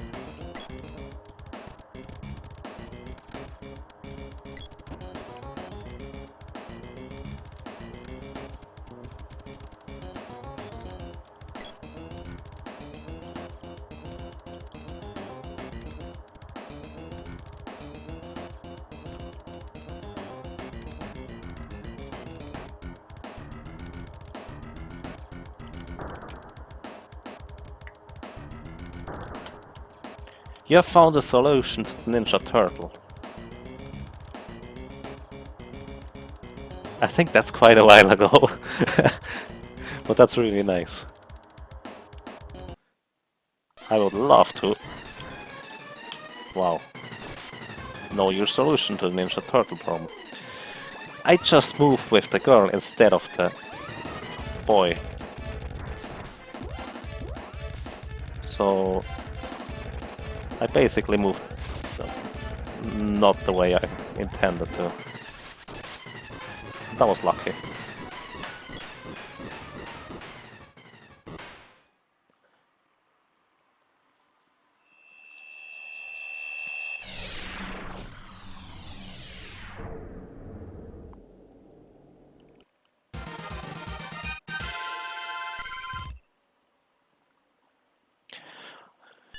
Okay, my PB was pretty bad in this area here, by the way, so I can make up a lot of time considering my PB. So let's see how much time I save. Clap, clap. You always let them clap twice and then you walk past. It's really interesting how that works. Clap, clap. Thank you.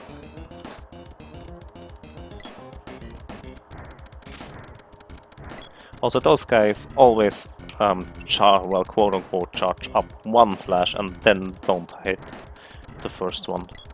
They never hit the first one. So you can safely walk past them.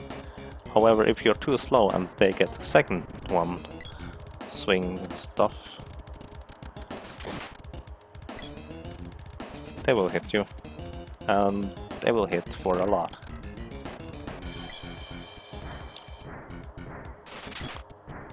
See, I was safe to move them out of the way. And I think the right one just hit. Did he? So my theory might be wrong here. Also, you can move those out of the way, no problem. Simply don't take too long.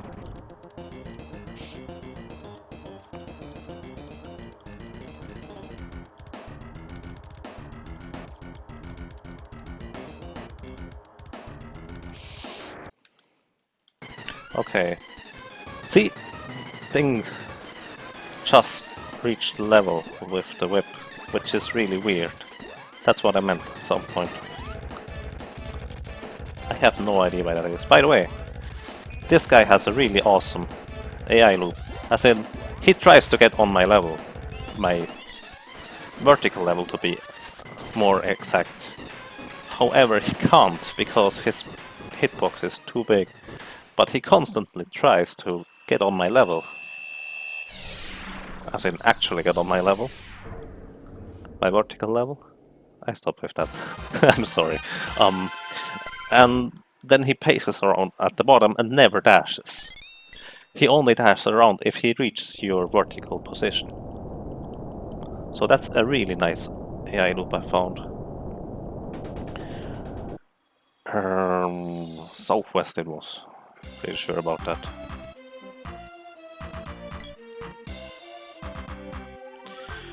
Also, one of the most dangerous areas is coming up right now. It isn't as dangerous if I play it properly, but if I mess it up, it's bad.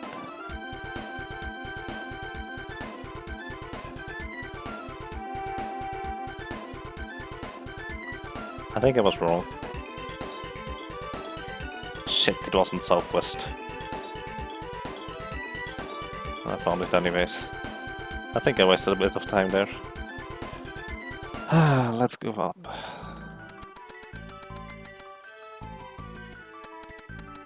Get it, get it. Okay, I got it. He's not unconscious, thank you.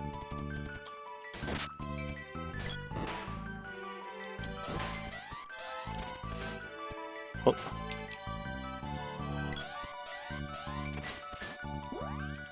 Oops, switching weapon. Thanks a lot. Yeah, I'm climbing the mountain quite unconventionally, so to speak. Also, I have to switch character here. The reason being, there are no enemies. I have no mana!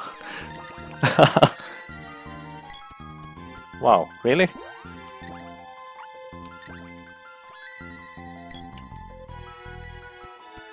And now there's an enemy. Are you kidding me? There's Ruffy! He spawns so rarely.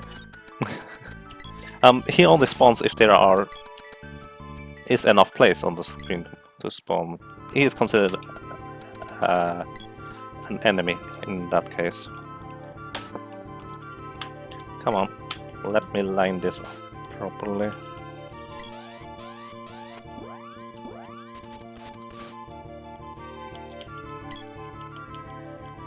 Okay. Much better than yesterday. Or was it the day before yesterday? It doesn't matter.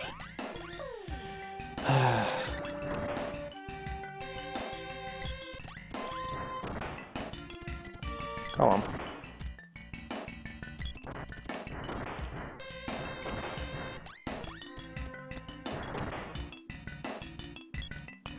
Those enemies are mostly... Haha! Jinxing it. Those enemies are mostly harmless. As in, they don't really do anything. Sometimes they start casting, which is a bit of annoying, but not too bad. And those grey slimes. Are you kidding me? Did I not hit that? Those grey slimes never attack themselves. They only summon enemies, which start hitting.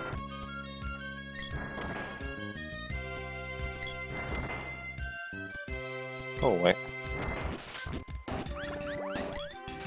And there's some really weird enemies. Okay, some do attack apparently.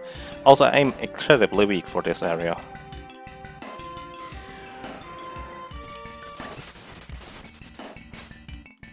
Don't die, don't die, don't die. Well, Corso should not die. Everything else does not matter. I still have 4 left. Don't kill the boy, don't kill the boy, don't kill the boy, don't kill the boy! Okay. That should work out. That's always scary.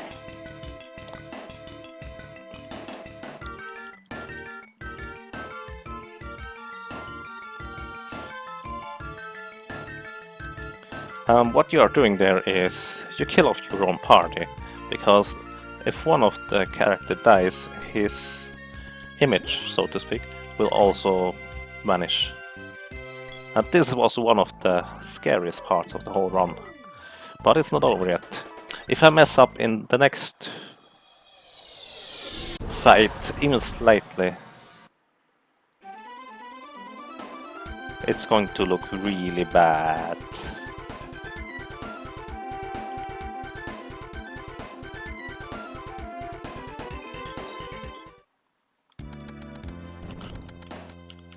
As in, it's not simply looking bad. I have a serious chance of dying. The next boss is widely considered to be one of the more dangerous ones, because you cannot simply spam him with magic because he has wall, which reflects magic. However, there's a simple trick. You kill him before he does anything. That's really all there is to it.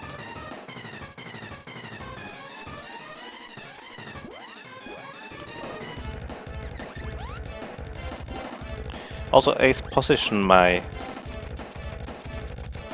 sprite and the girl right in front of him so he won't move. They basically body block him. Nice, 3 hits without retaliation. Perfect! That's really nice. And I saved that much time because I didn't get the Mitch mallet.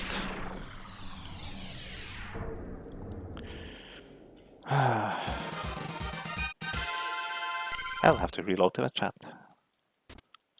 Well, more like I have time to reload my chat.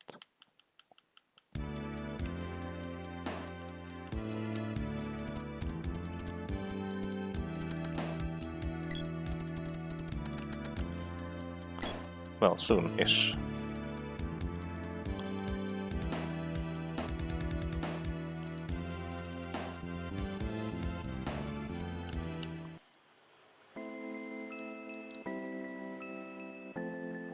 The screen is freaking out for some reason. I'm not sure why.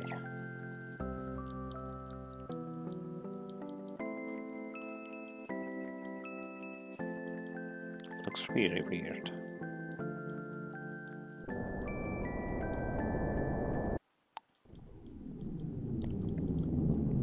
Okay, now I have to go and get the save. I have to save. I could restock, but that's not necessary. And I don't know where I had to go. I would have gone the wrong direction. So it was good I opened the map. It wastes a little bit of time, but it's not too bad. This wastes way more time not finding the right spot right away. Save your game. Okay. It's going to get interesting. Okay, to reiterate what I just did in the previous section.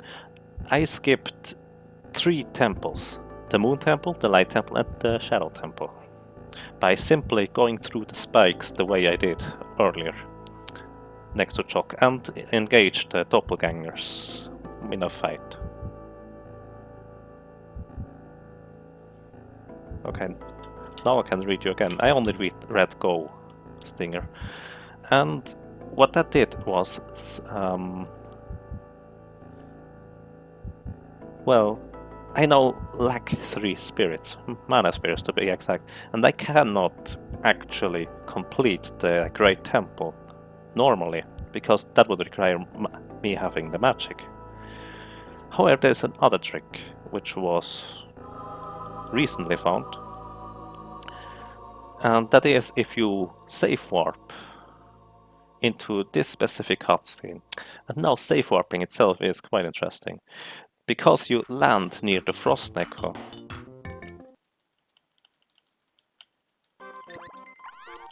Because you land near the Frost Neko, he does not have any variables saved as to where you are, or where you should be spawning when it loads the game. And so it will load the last coordinates you had before soft resetting, which is the entering cutscene. Now the entering cutscene has east of east. Now the entering cutscene has the special property that it will make your characters invisible. We assume this is because... shoot. I had the wrong character. We assume this is because that's a New Game Plus feature. We don't know for sure, but that's the assumption. I want those turtles to come over here so it despawns the wolf. It didn't despawn the wolf. Okay.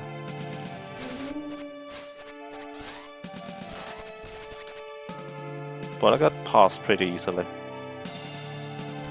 This can seriously mess you up if you're not prepared for it. Hit this switch twice, move the sprite into position, hit this switch, and then go over here. Really?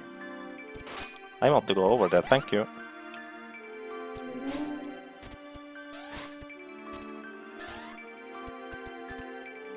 Now what I did there was basically make this guy here spawn.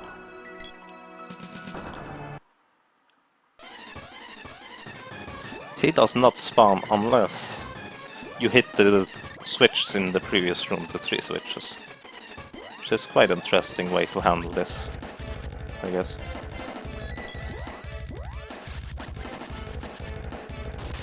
And he's dead.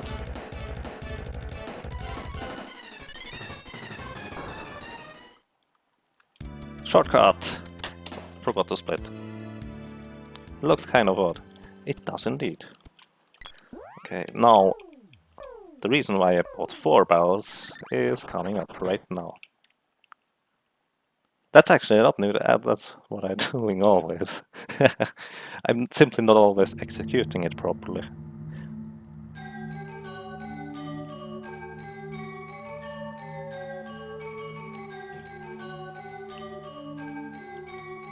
Okay, I have the barrel to push up against Hexas.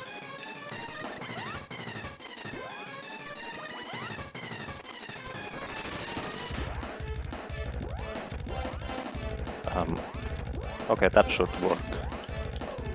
It doesn't! I messed it up. I have the wrong charge. Let's hope this works.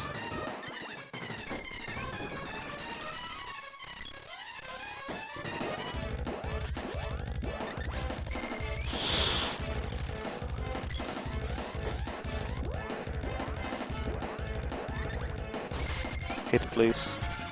And don't be too near. What I'm doing here is blocking Hexas from hitting anything. Because the sprite is constantly casting, the sprite is invulnerable to any damage. And is absorbing any damage the Hexas is doing. If I would not do this properly,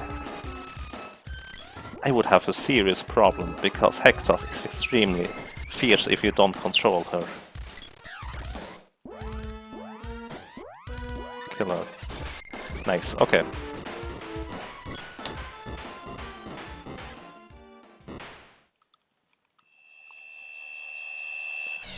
I get stuck pretty frequently, actually. You simply use the... what's it called? The rope and get out, and then simply move to the left while... Hang on, you cannot do that.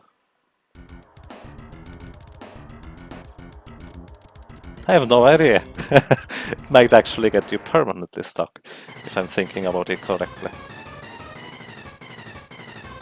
Whoops. 5 seconds behind the world record. Yeah, let's get it. That's pretty nifty. Uh-oh. I think that will transform into a different attack once I charge it again.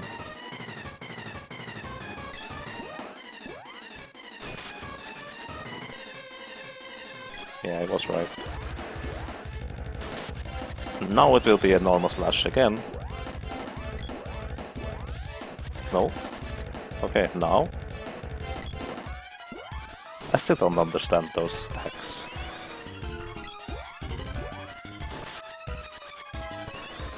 At some point it will be a normal attack. Also again, I'm moving way to the bottom here. And he will never ever dash. Which is quite important. Because I have no armor, if you remember. My last armor was in the desert.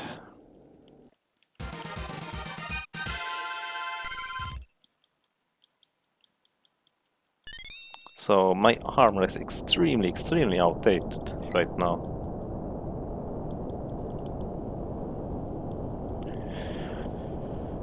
Which is why you usually get either Gold City equipment or the Mitch Mallet, or both.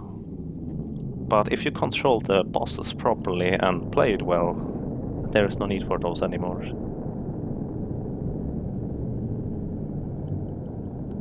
Oh! I could do that. I always forget about the 3. I usually try to get the beginning of the 3rd one, because that's where I know it. By the way, this Nikos sometimes doesn't spawn. This is because the NPCs on the left side are still loaded. Oops. He cannot save? Oops.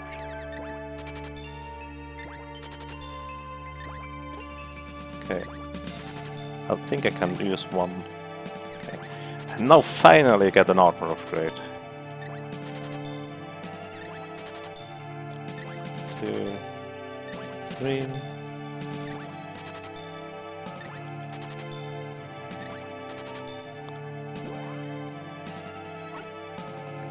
Now let's hope that this run doesn't end like the last one did. Hahaha, not this time! Last time I equipped the wrong wrist. That was really embarrassing, and it outright killed me in the Mana Fortress. And now the pure landscape.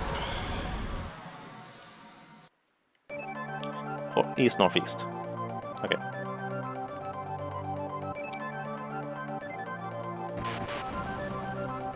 Oh, just missed it. Okay, what I'm doing right now is interesting. I'm going to activate an event. As in, hitting a rope pole with any weapon is an event. But I'm interrupting the execution of the event with... Oops.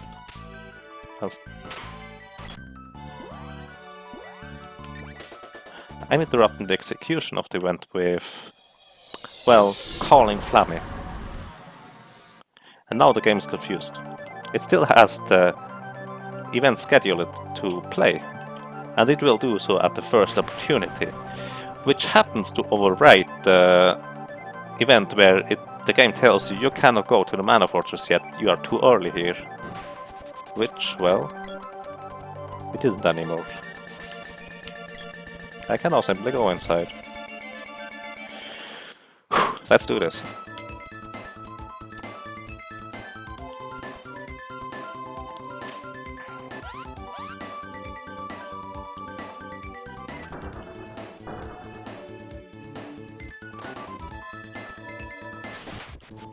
Oh, come on, lady.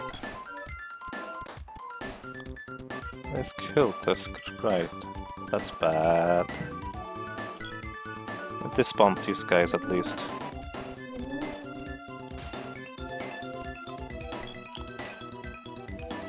Come on.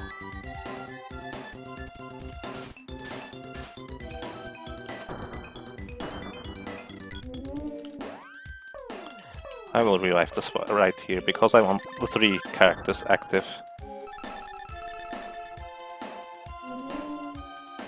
When I'm encountering Buffy. I maybe should have waited with reviving, but usually it doesn't happen that anyone dies, really. Come on, guys.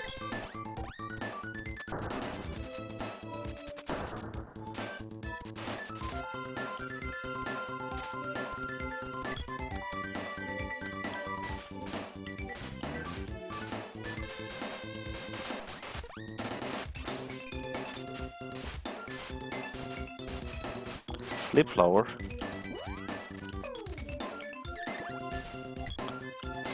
Wow.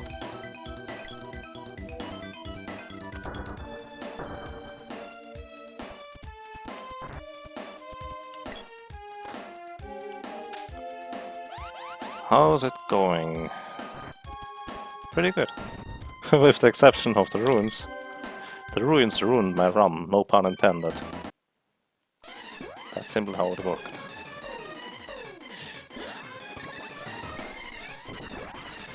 Again, trying to spell lock him, since he started jumping immediately. I take it.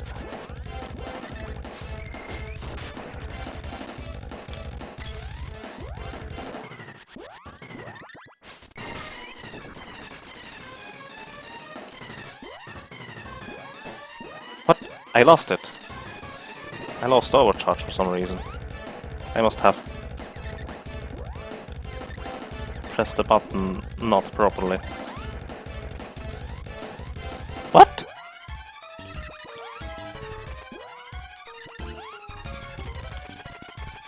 Is that the game's revenge?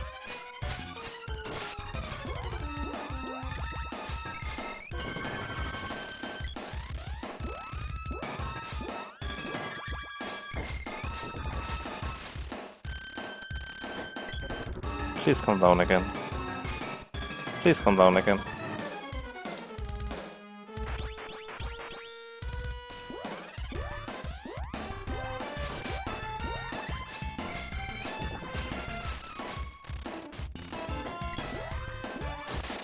Okay. For some reason I lost my overcharge. I've never seen that before.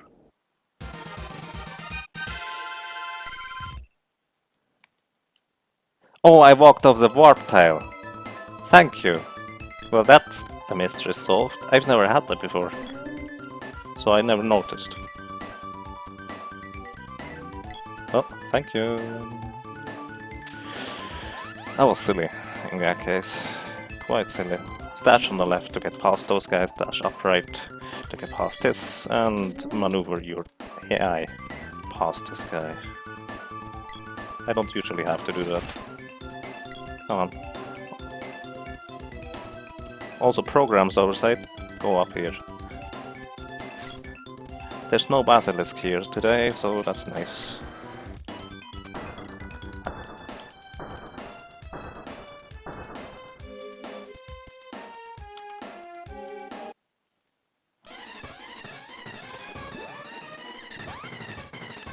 Okay, let's get this done. 1, 2, 3. 3. Okay. Oh, no.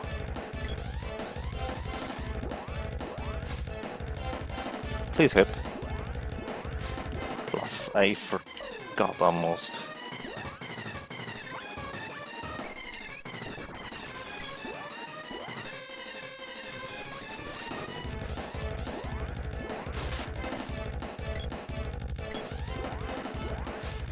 Sometimes you simply don't hit it for no apparent reason.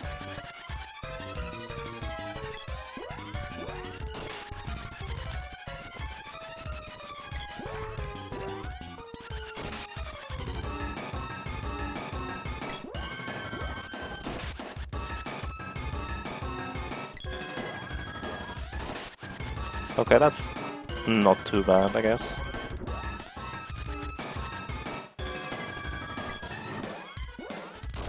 Thank you.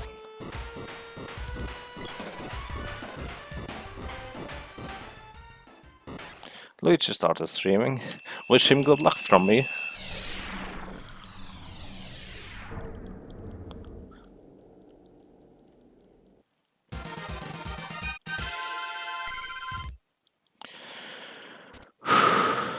Okay, let's do this.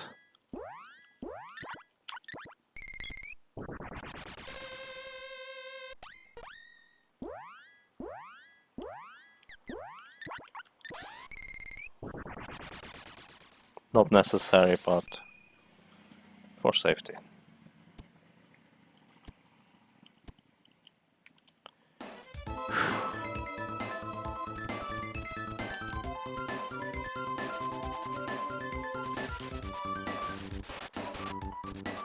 Could you please stop that? I forgot, I could simply hit him. The AI was cleverer than me in this case. Also, you cannot freeze those guys, the gold ones. They are immune.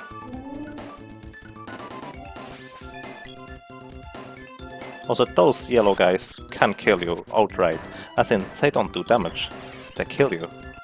They have a one-shot kill ability, which they like to use frequently. If you let them hit you. If not, that's better. Come on, lady. We got a world record to beat. I have no idea if I'm still on pace. Hit it. Nice. Come on, guys.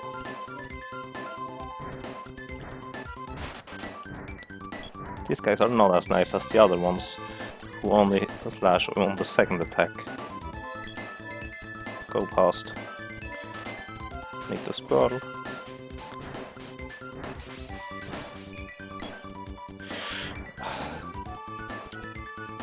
Okay. Got pretty well through the area. Now let's finish this. There's a very small chance now that I would still mess up somehow, so I will most likely finish the run. But it's pretty much RNG dependent and a little bit of execution on how well I will finish.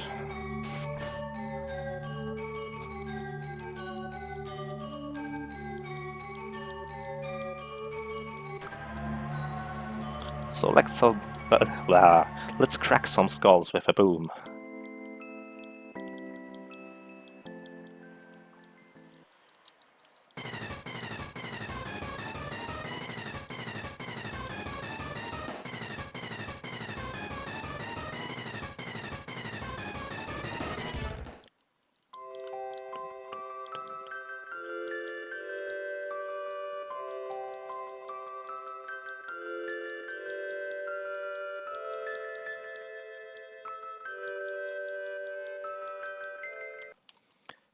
Best bet boss music in any game. It's not the best music per se, but best boss music. It's so awesome.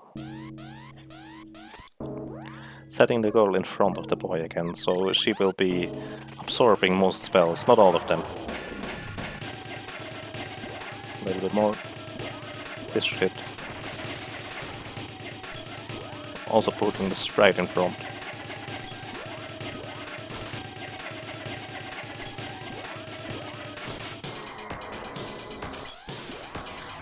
repelled the magic.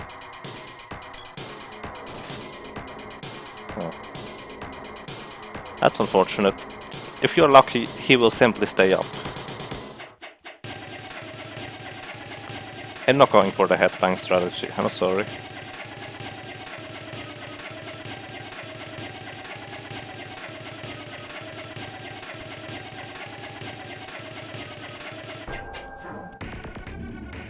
Come up, please.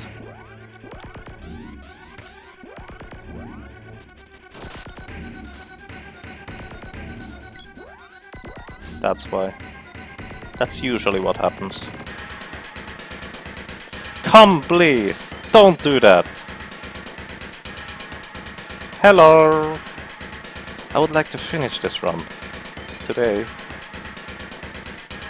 Actually, I have 23 hours to finish it today, but still.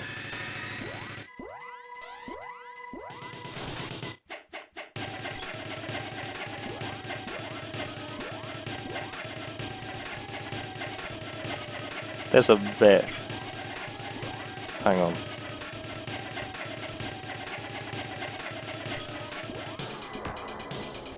Well, great, I got him to headbang in unintentionally.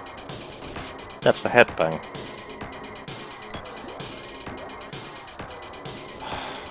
He's now stuck in that AI loop for the most part. And please, hit. Dude. I beg of you. Hit him.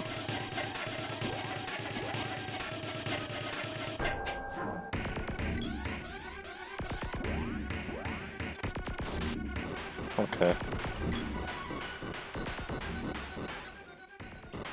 Oh god. I thought my Thanatos last time was really good. Caught up in his own boss team. Yeah, I think that's pretty accurate.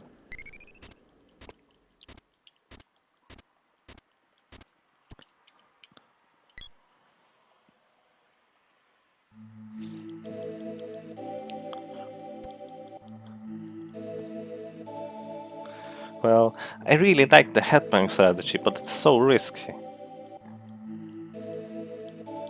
Because you make one wrong move and, well, one character dies, essentially.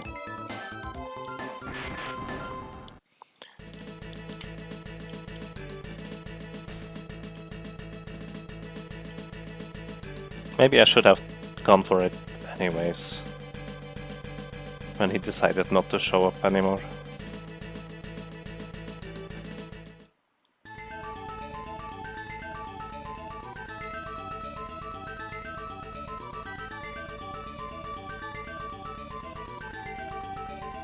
What is track? I'm not sure I understand your question.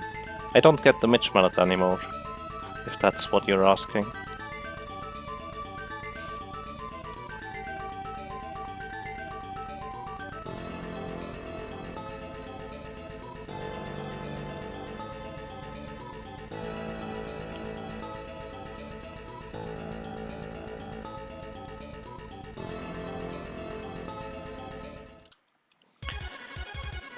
Let's do this.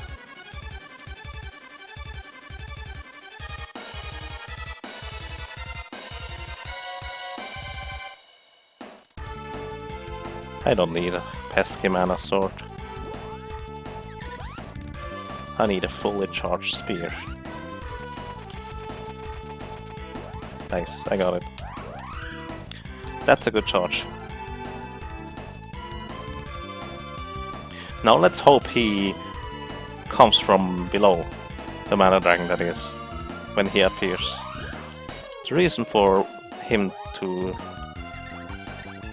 Shit... that was silly. The reason why I want him to come from below... I have no fairy walnuts anymore. Shoot! I may actually not finish the run.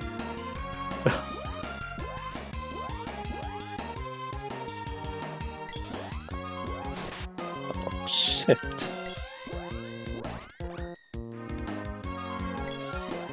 I've never even considered that.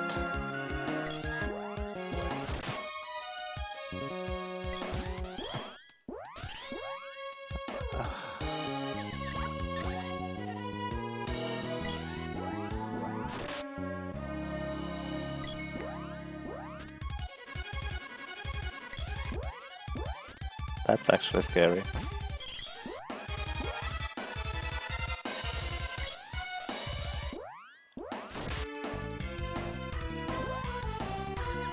I have 3 cups of wishes left.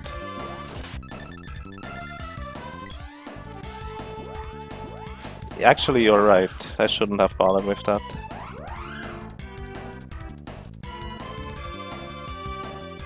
Now what do I do?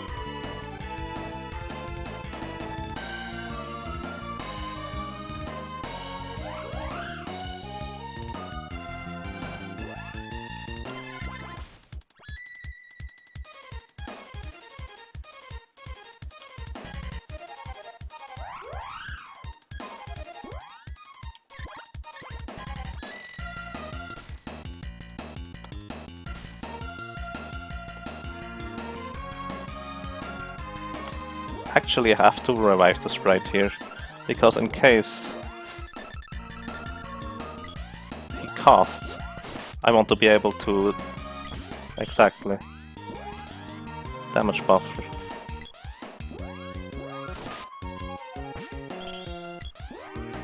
Oh, he is casting so often now.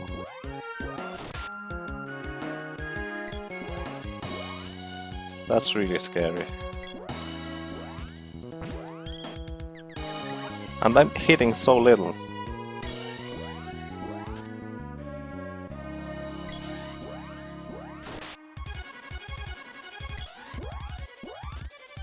Please hit.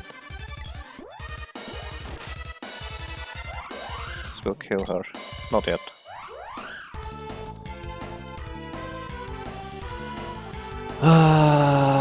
Why did I forget to buy fairy walnuts? Why?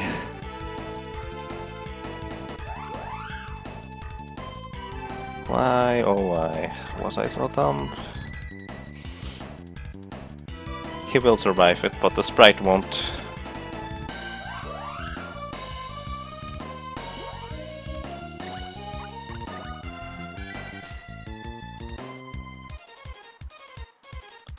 So I want the sprite in front.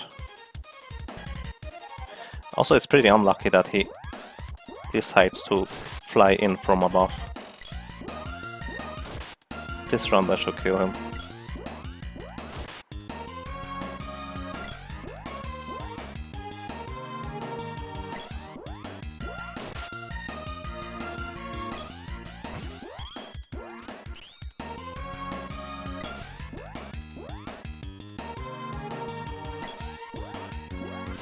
Kill him, please.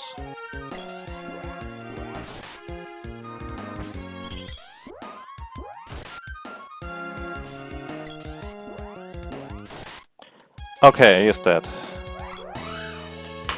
Now I only have to wait. Ah, that was silly.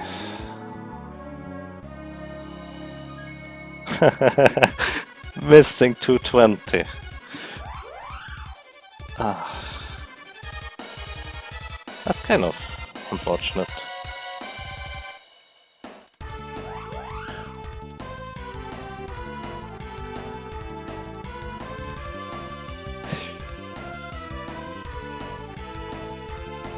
It's pretty neat though. I'm really happy that I finally got another run done with the new strategies as well.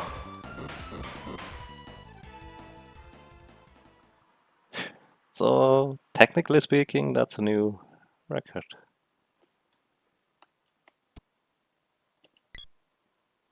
Do you...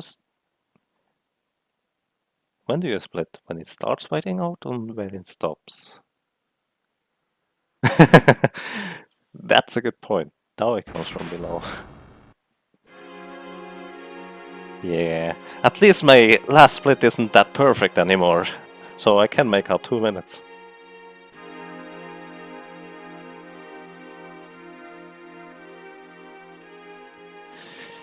Indeed, new record. At least technically. Not by SDI standards.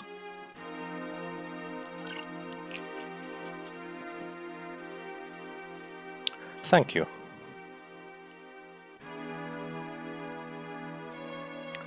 And as you can see, one more damage cycle adds about 40 seconds. Probably more like 50 or 60.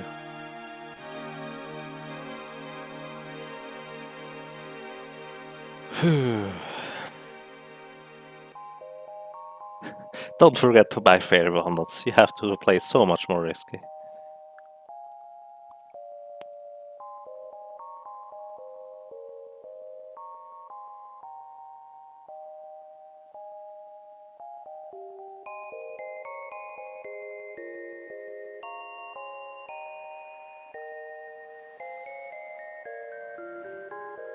What a nice ending.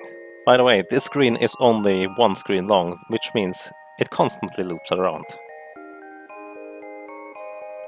You can actually run to the right here forever and never reach an end.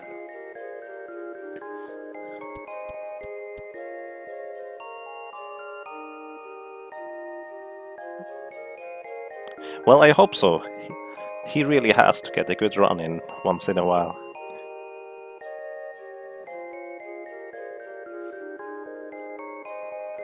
You have to see, I'm not... Well... saying I'm not interested in getting the record is wrong, but... I'm actually much more interested in figuring out stuff and theory crafting instead of running games myself, generally speaking. I simply run the games to push it a little bit to...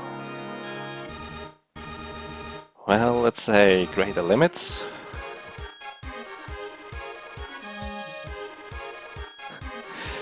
Eternal Eyes.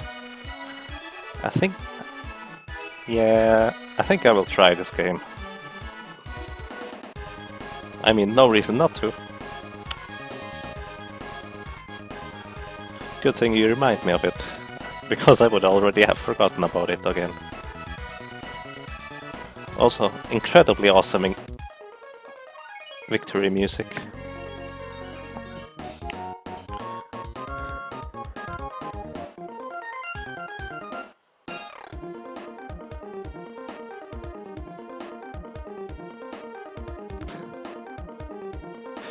Wow. You said you had it to 4 hours. I'm not sure I have that much time to run a game.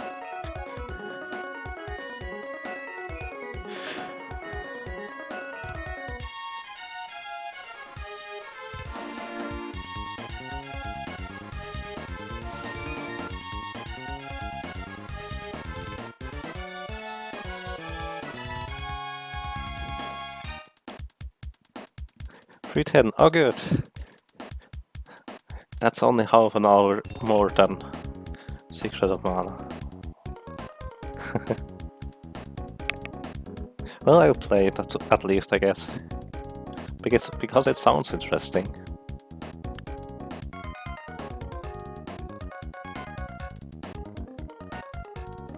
By the way, as a fun fact, if you save warp into the screen where Nico is, Nico will actually be walking up and down for some reason, so he can actually walk, but only up and down. He has no animation for walking left and right. Oh, that's interesting, I guess. But he has a back sprite, which you don't usually see under any circumstances. This one.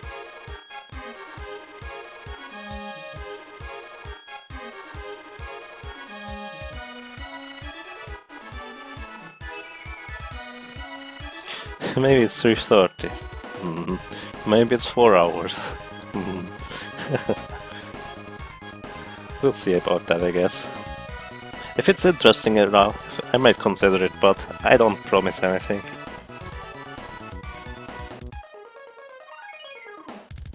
Well, Secret of Mana.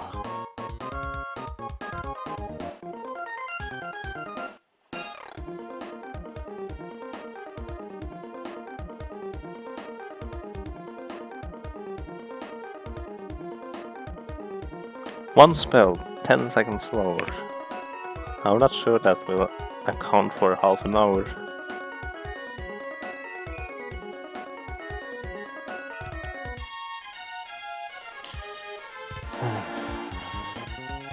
I love this game, it's so awesome. I'm really glad speedrunning exists, so I have a reason to play it again.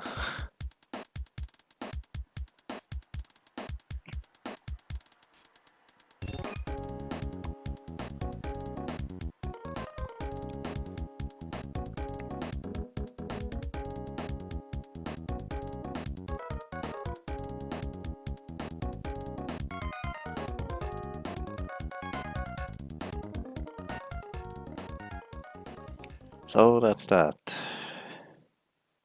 I guess. Such a bittersweet ending.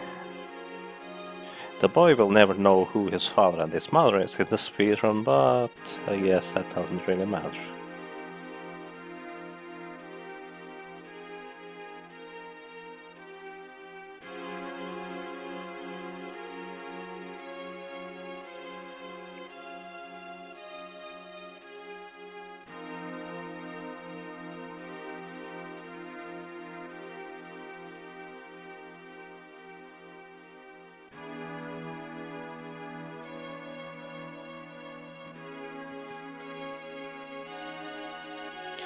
I intend to, at some point, find someone who makes pearlers and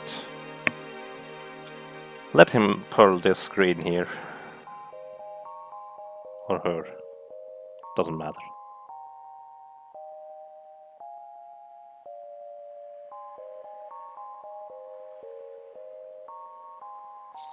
That's that. I have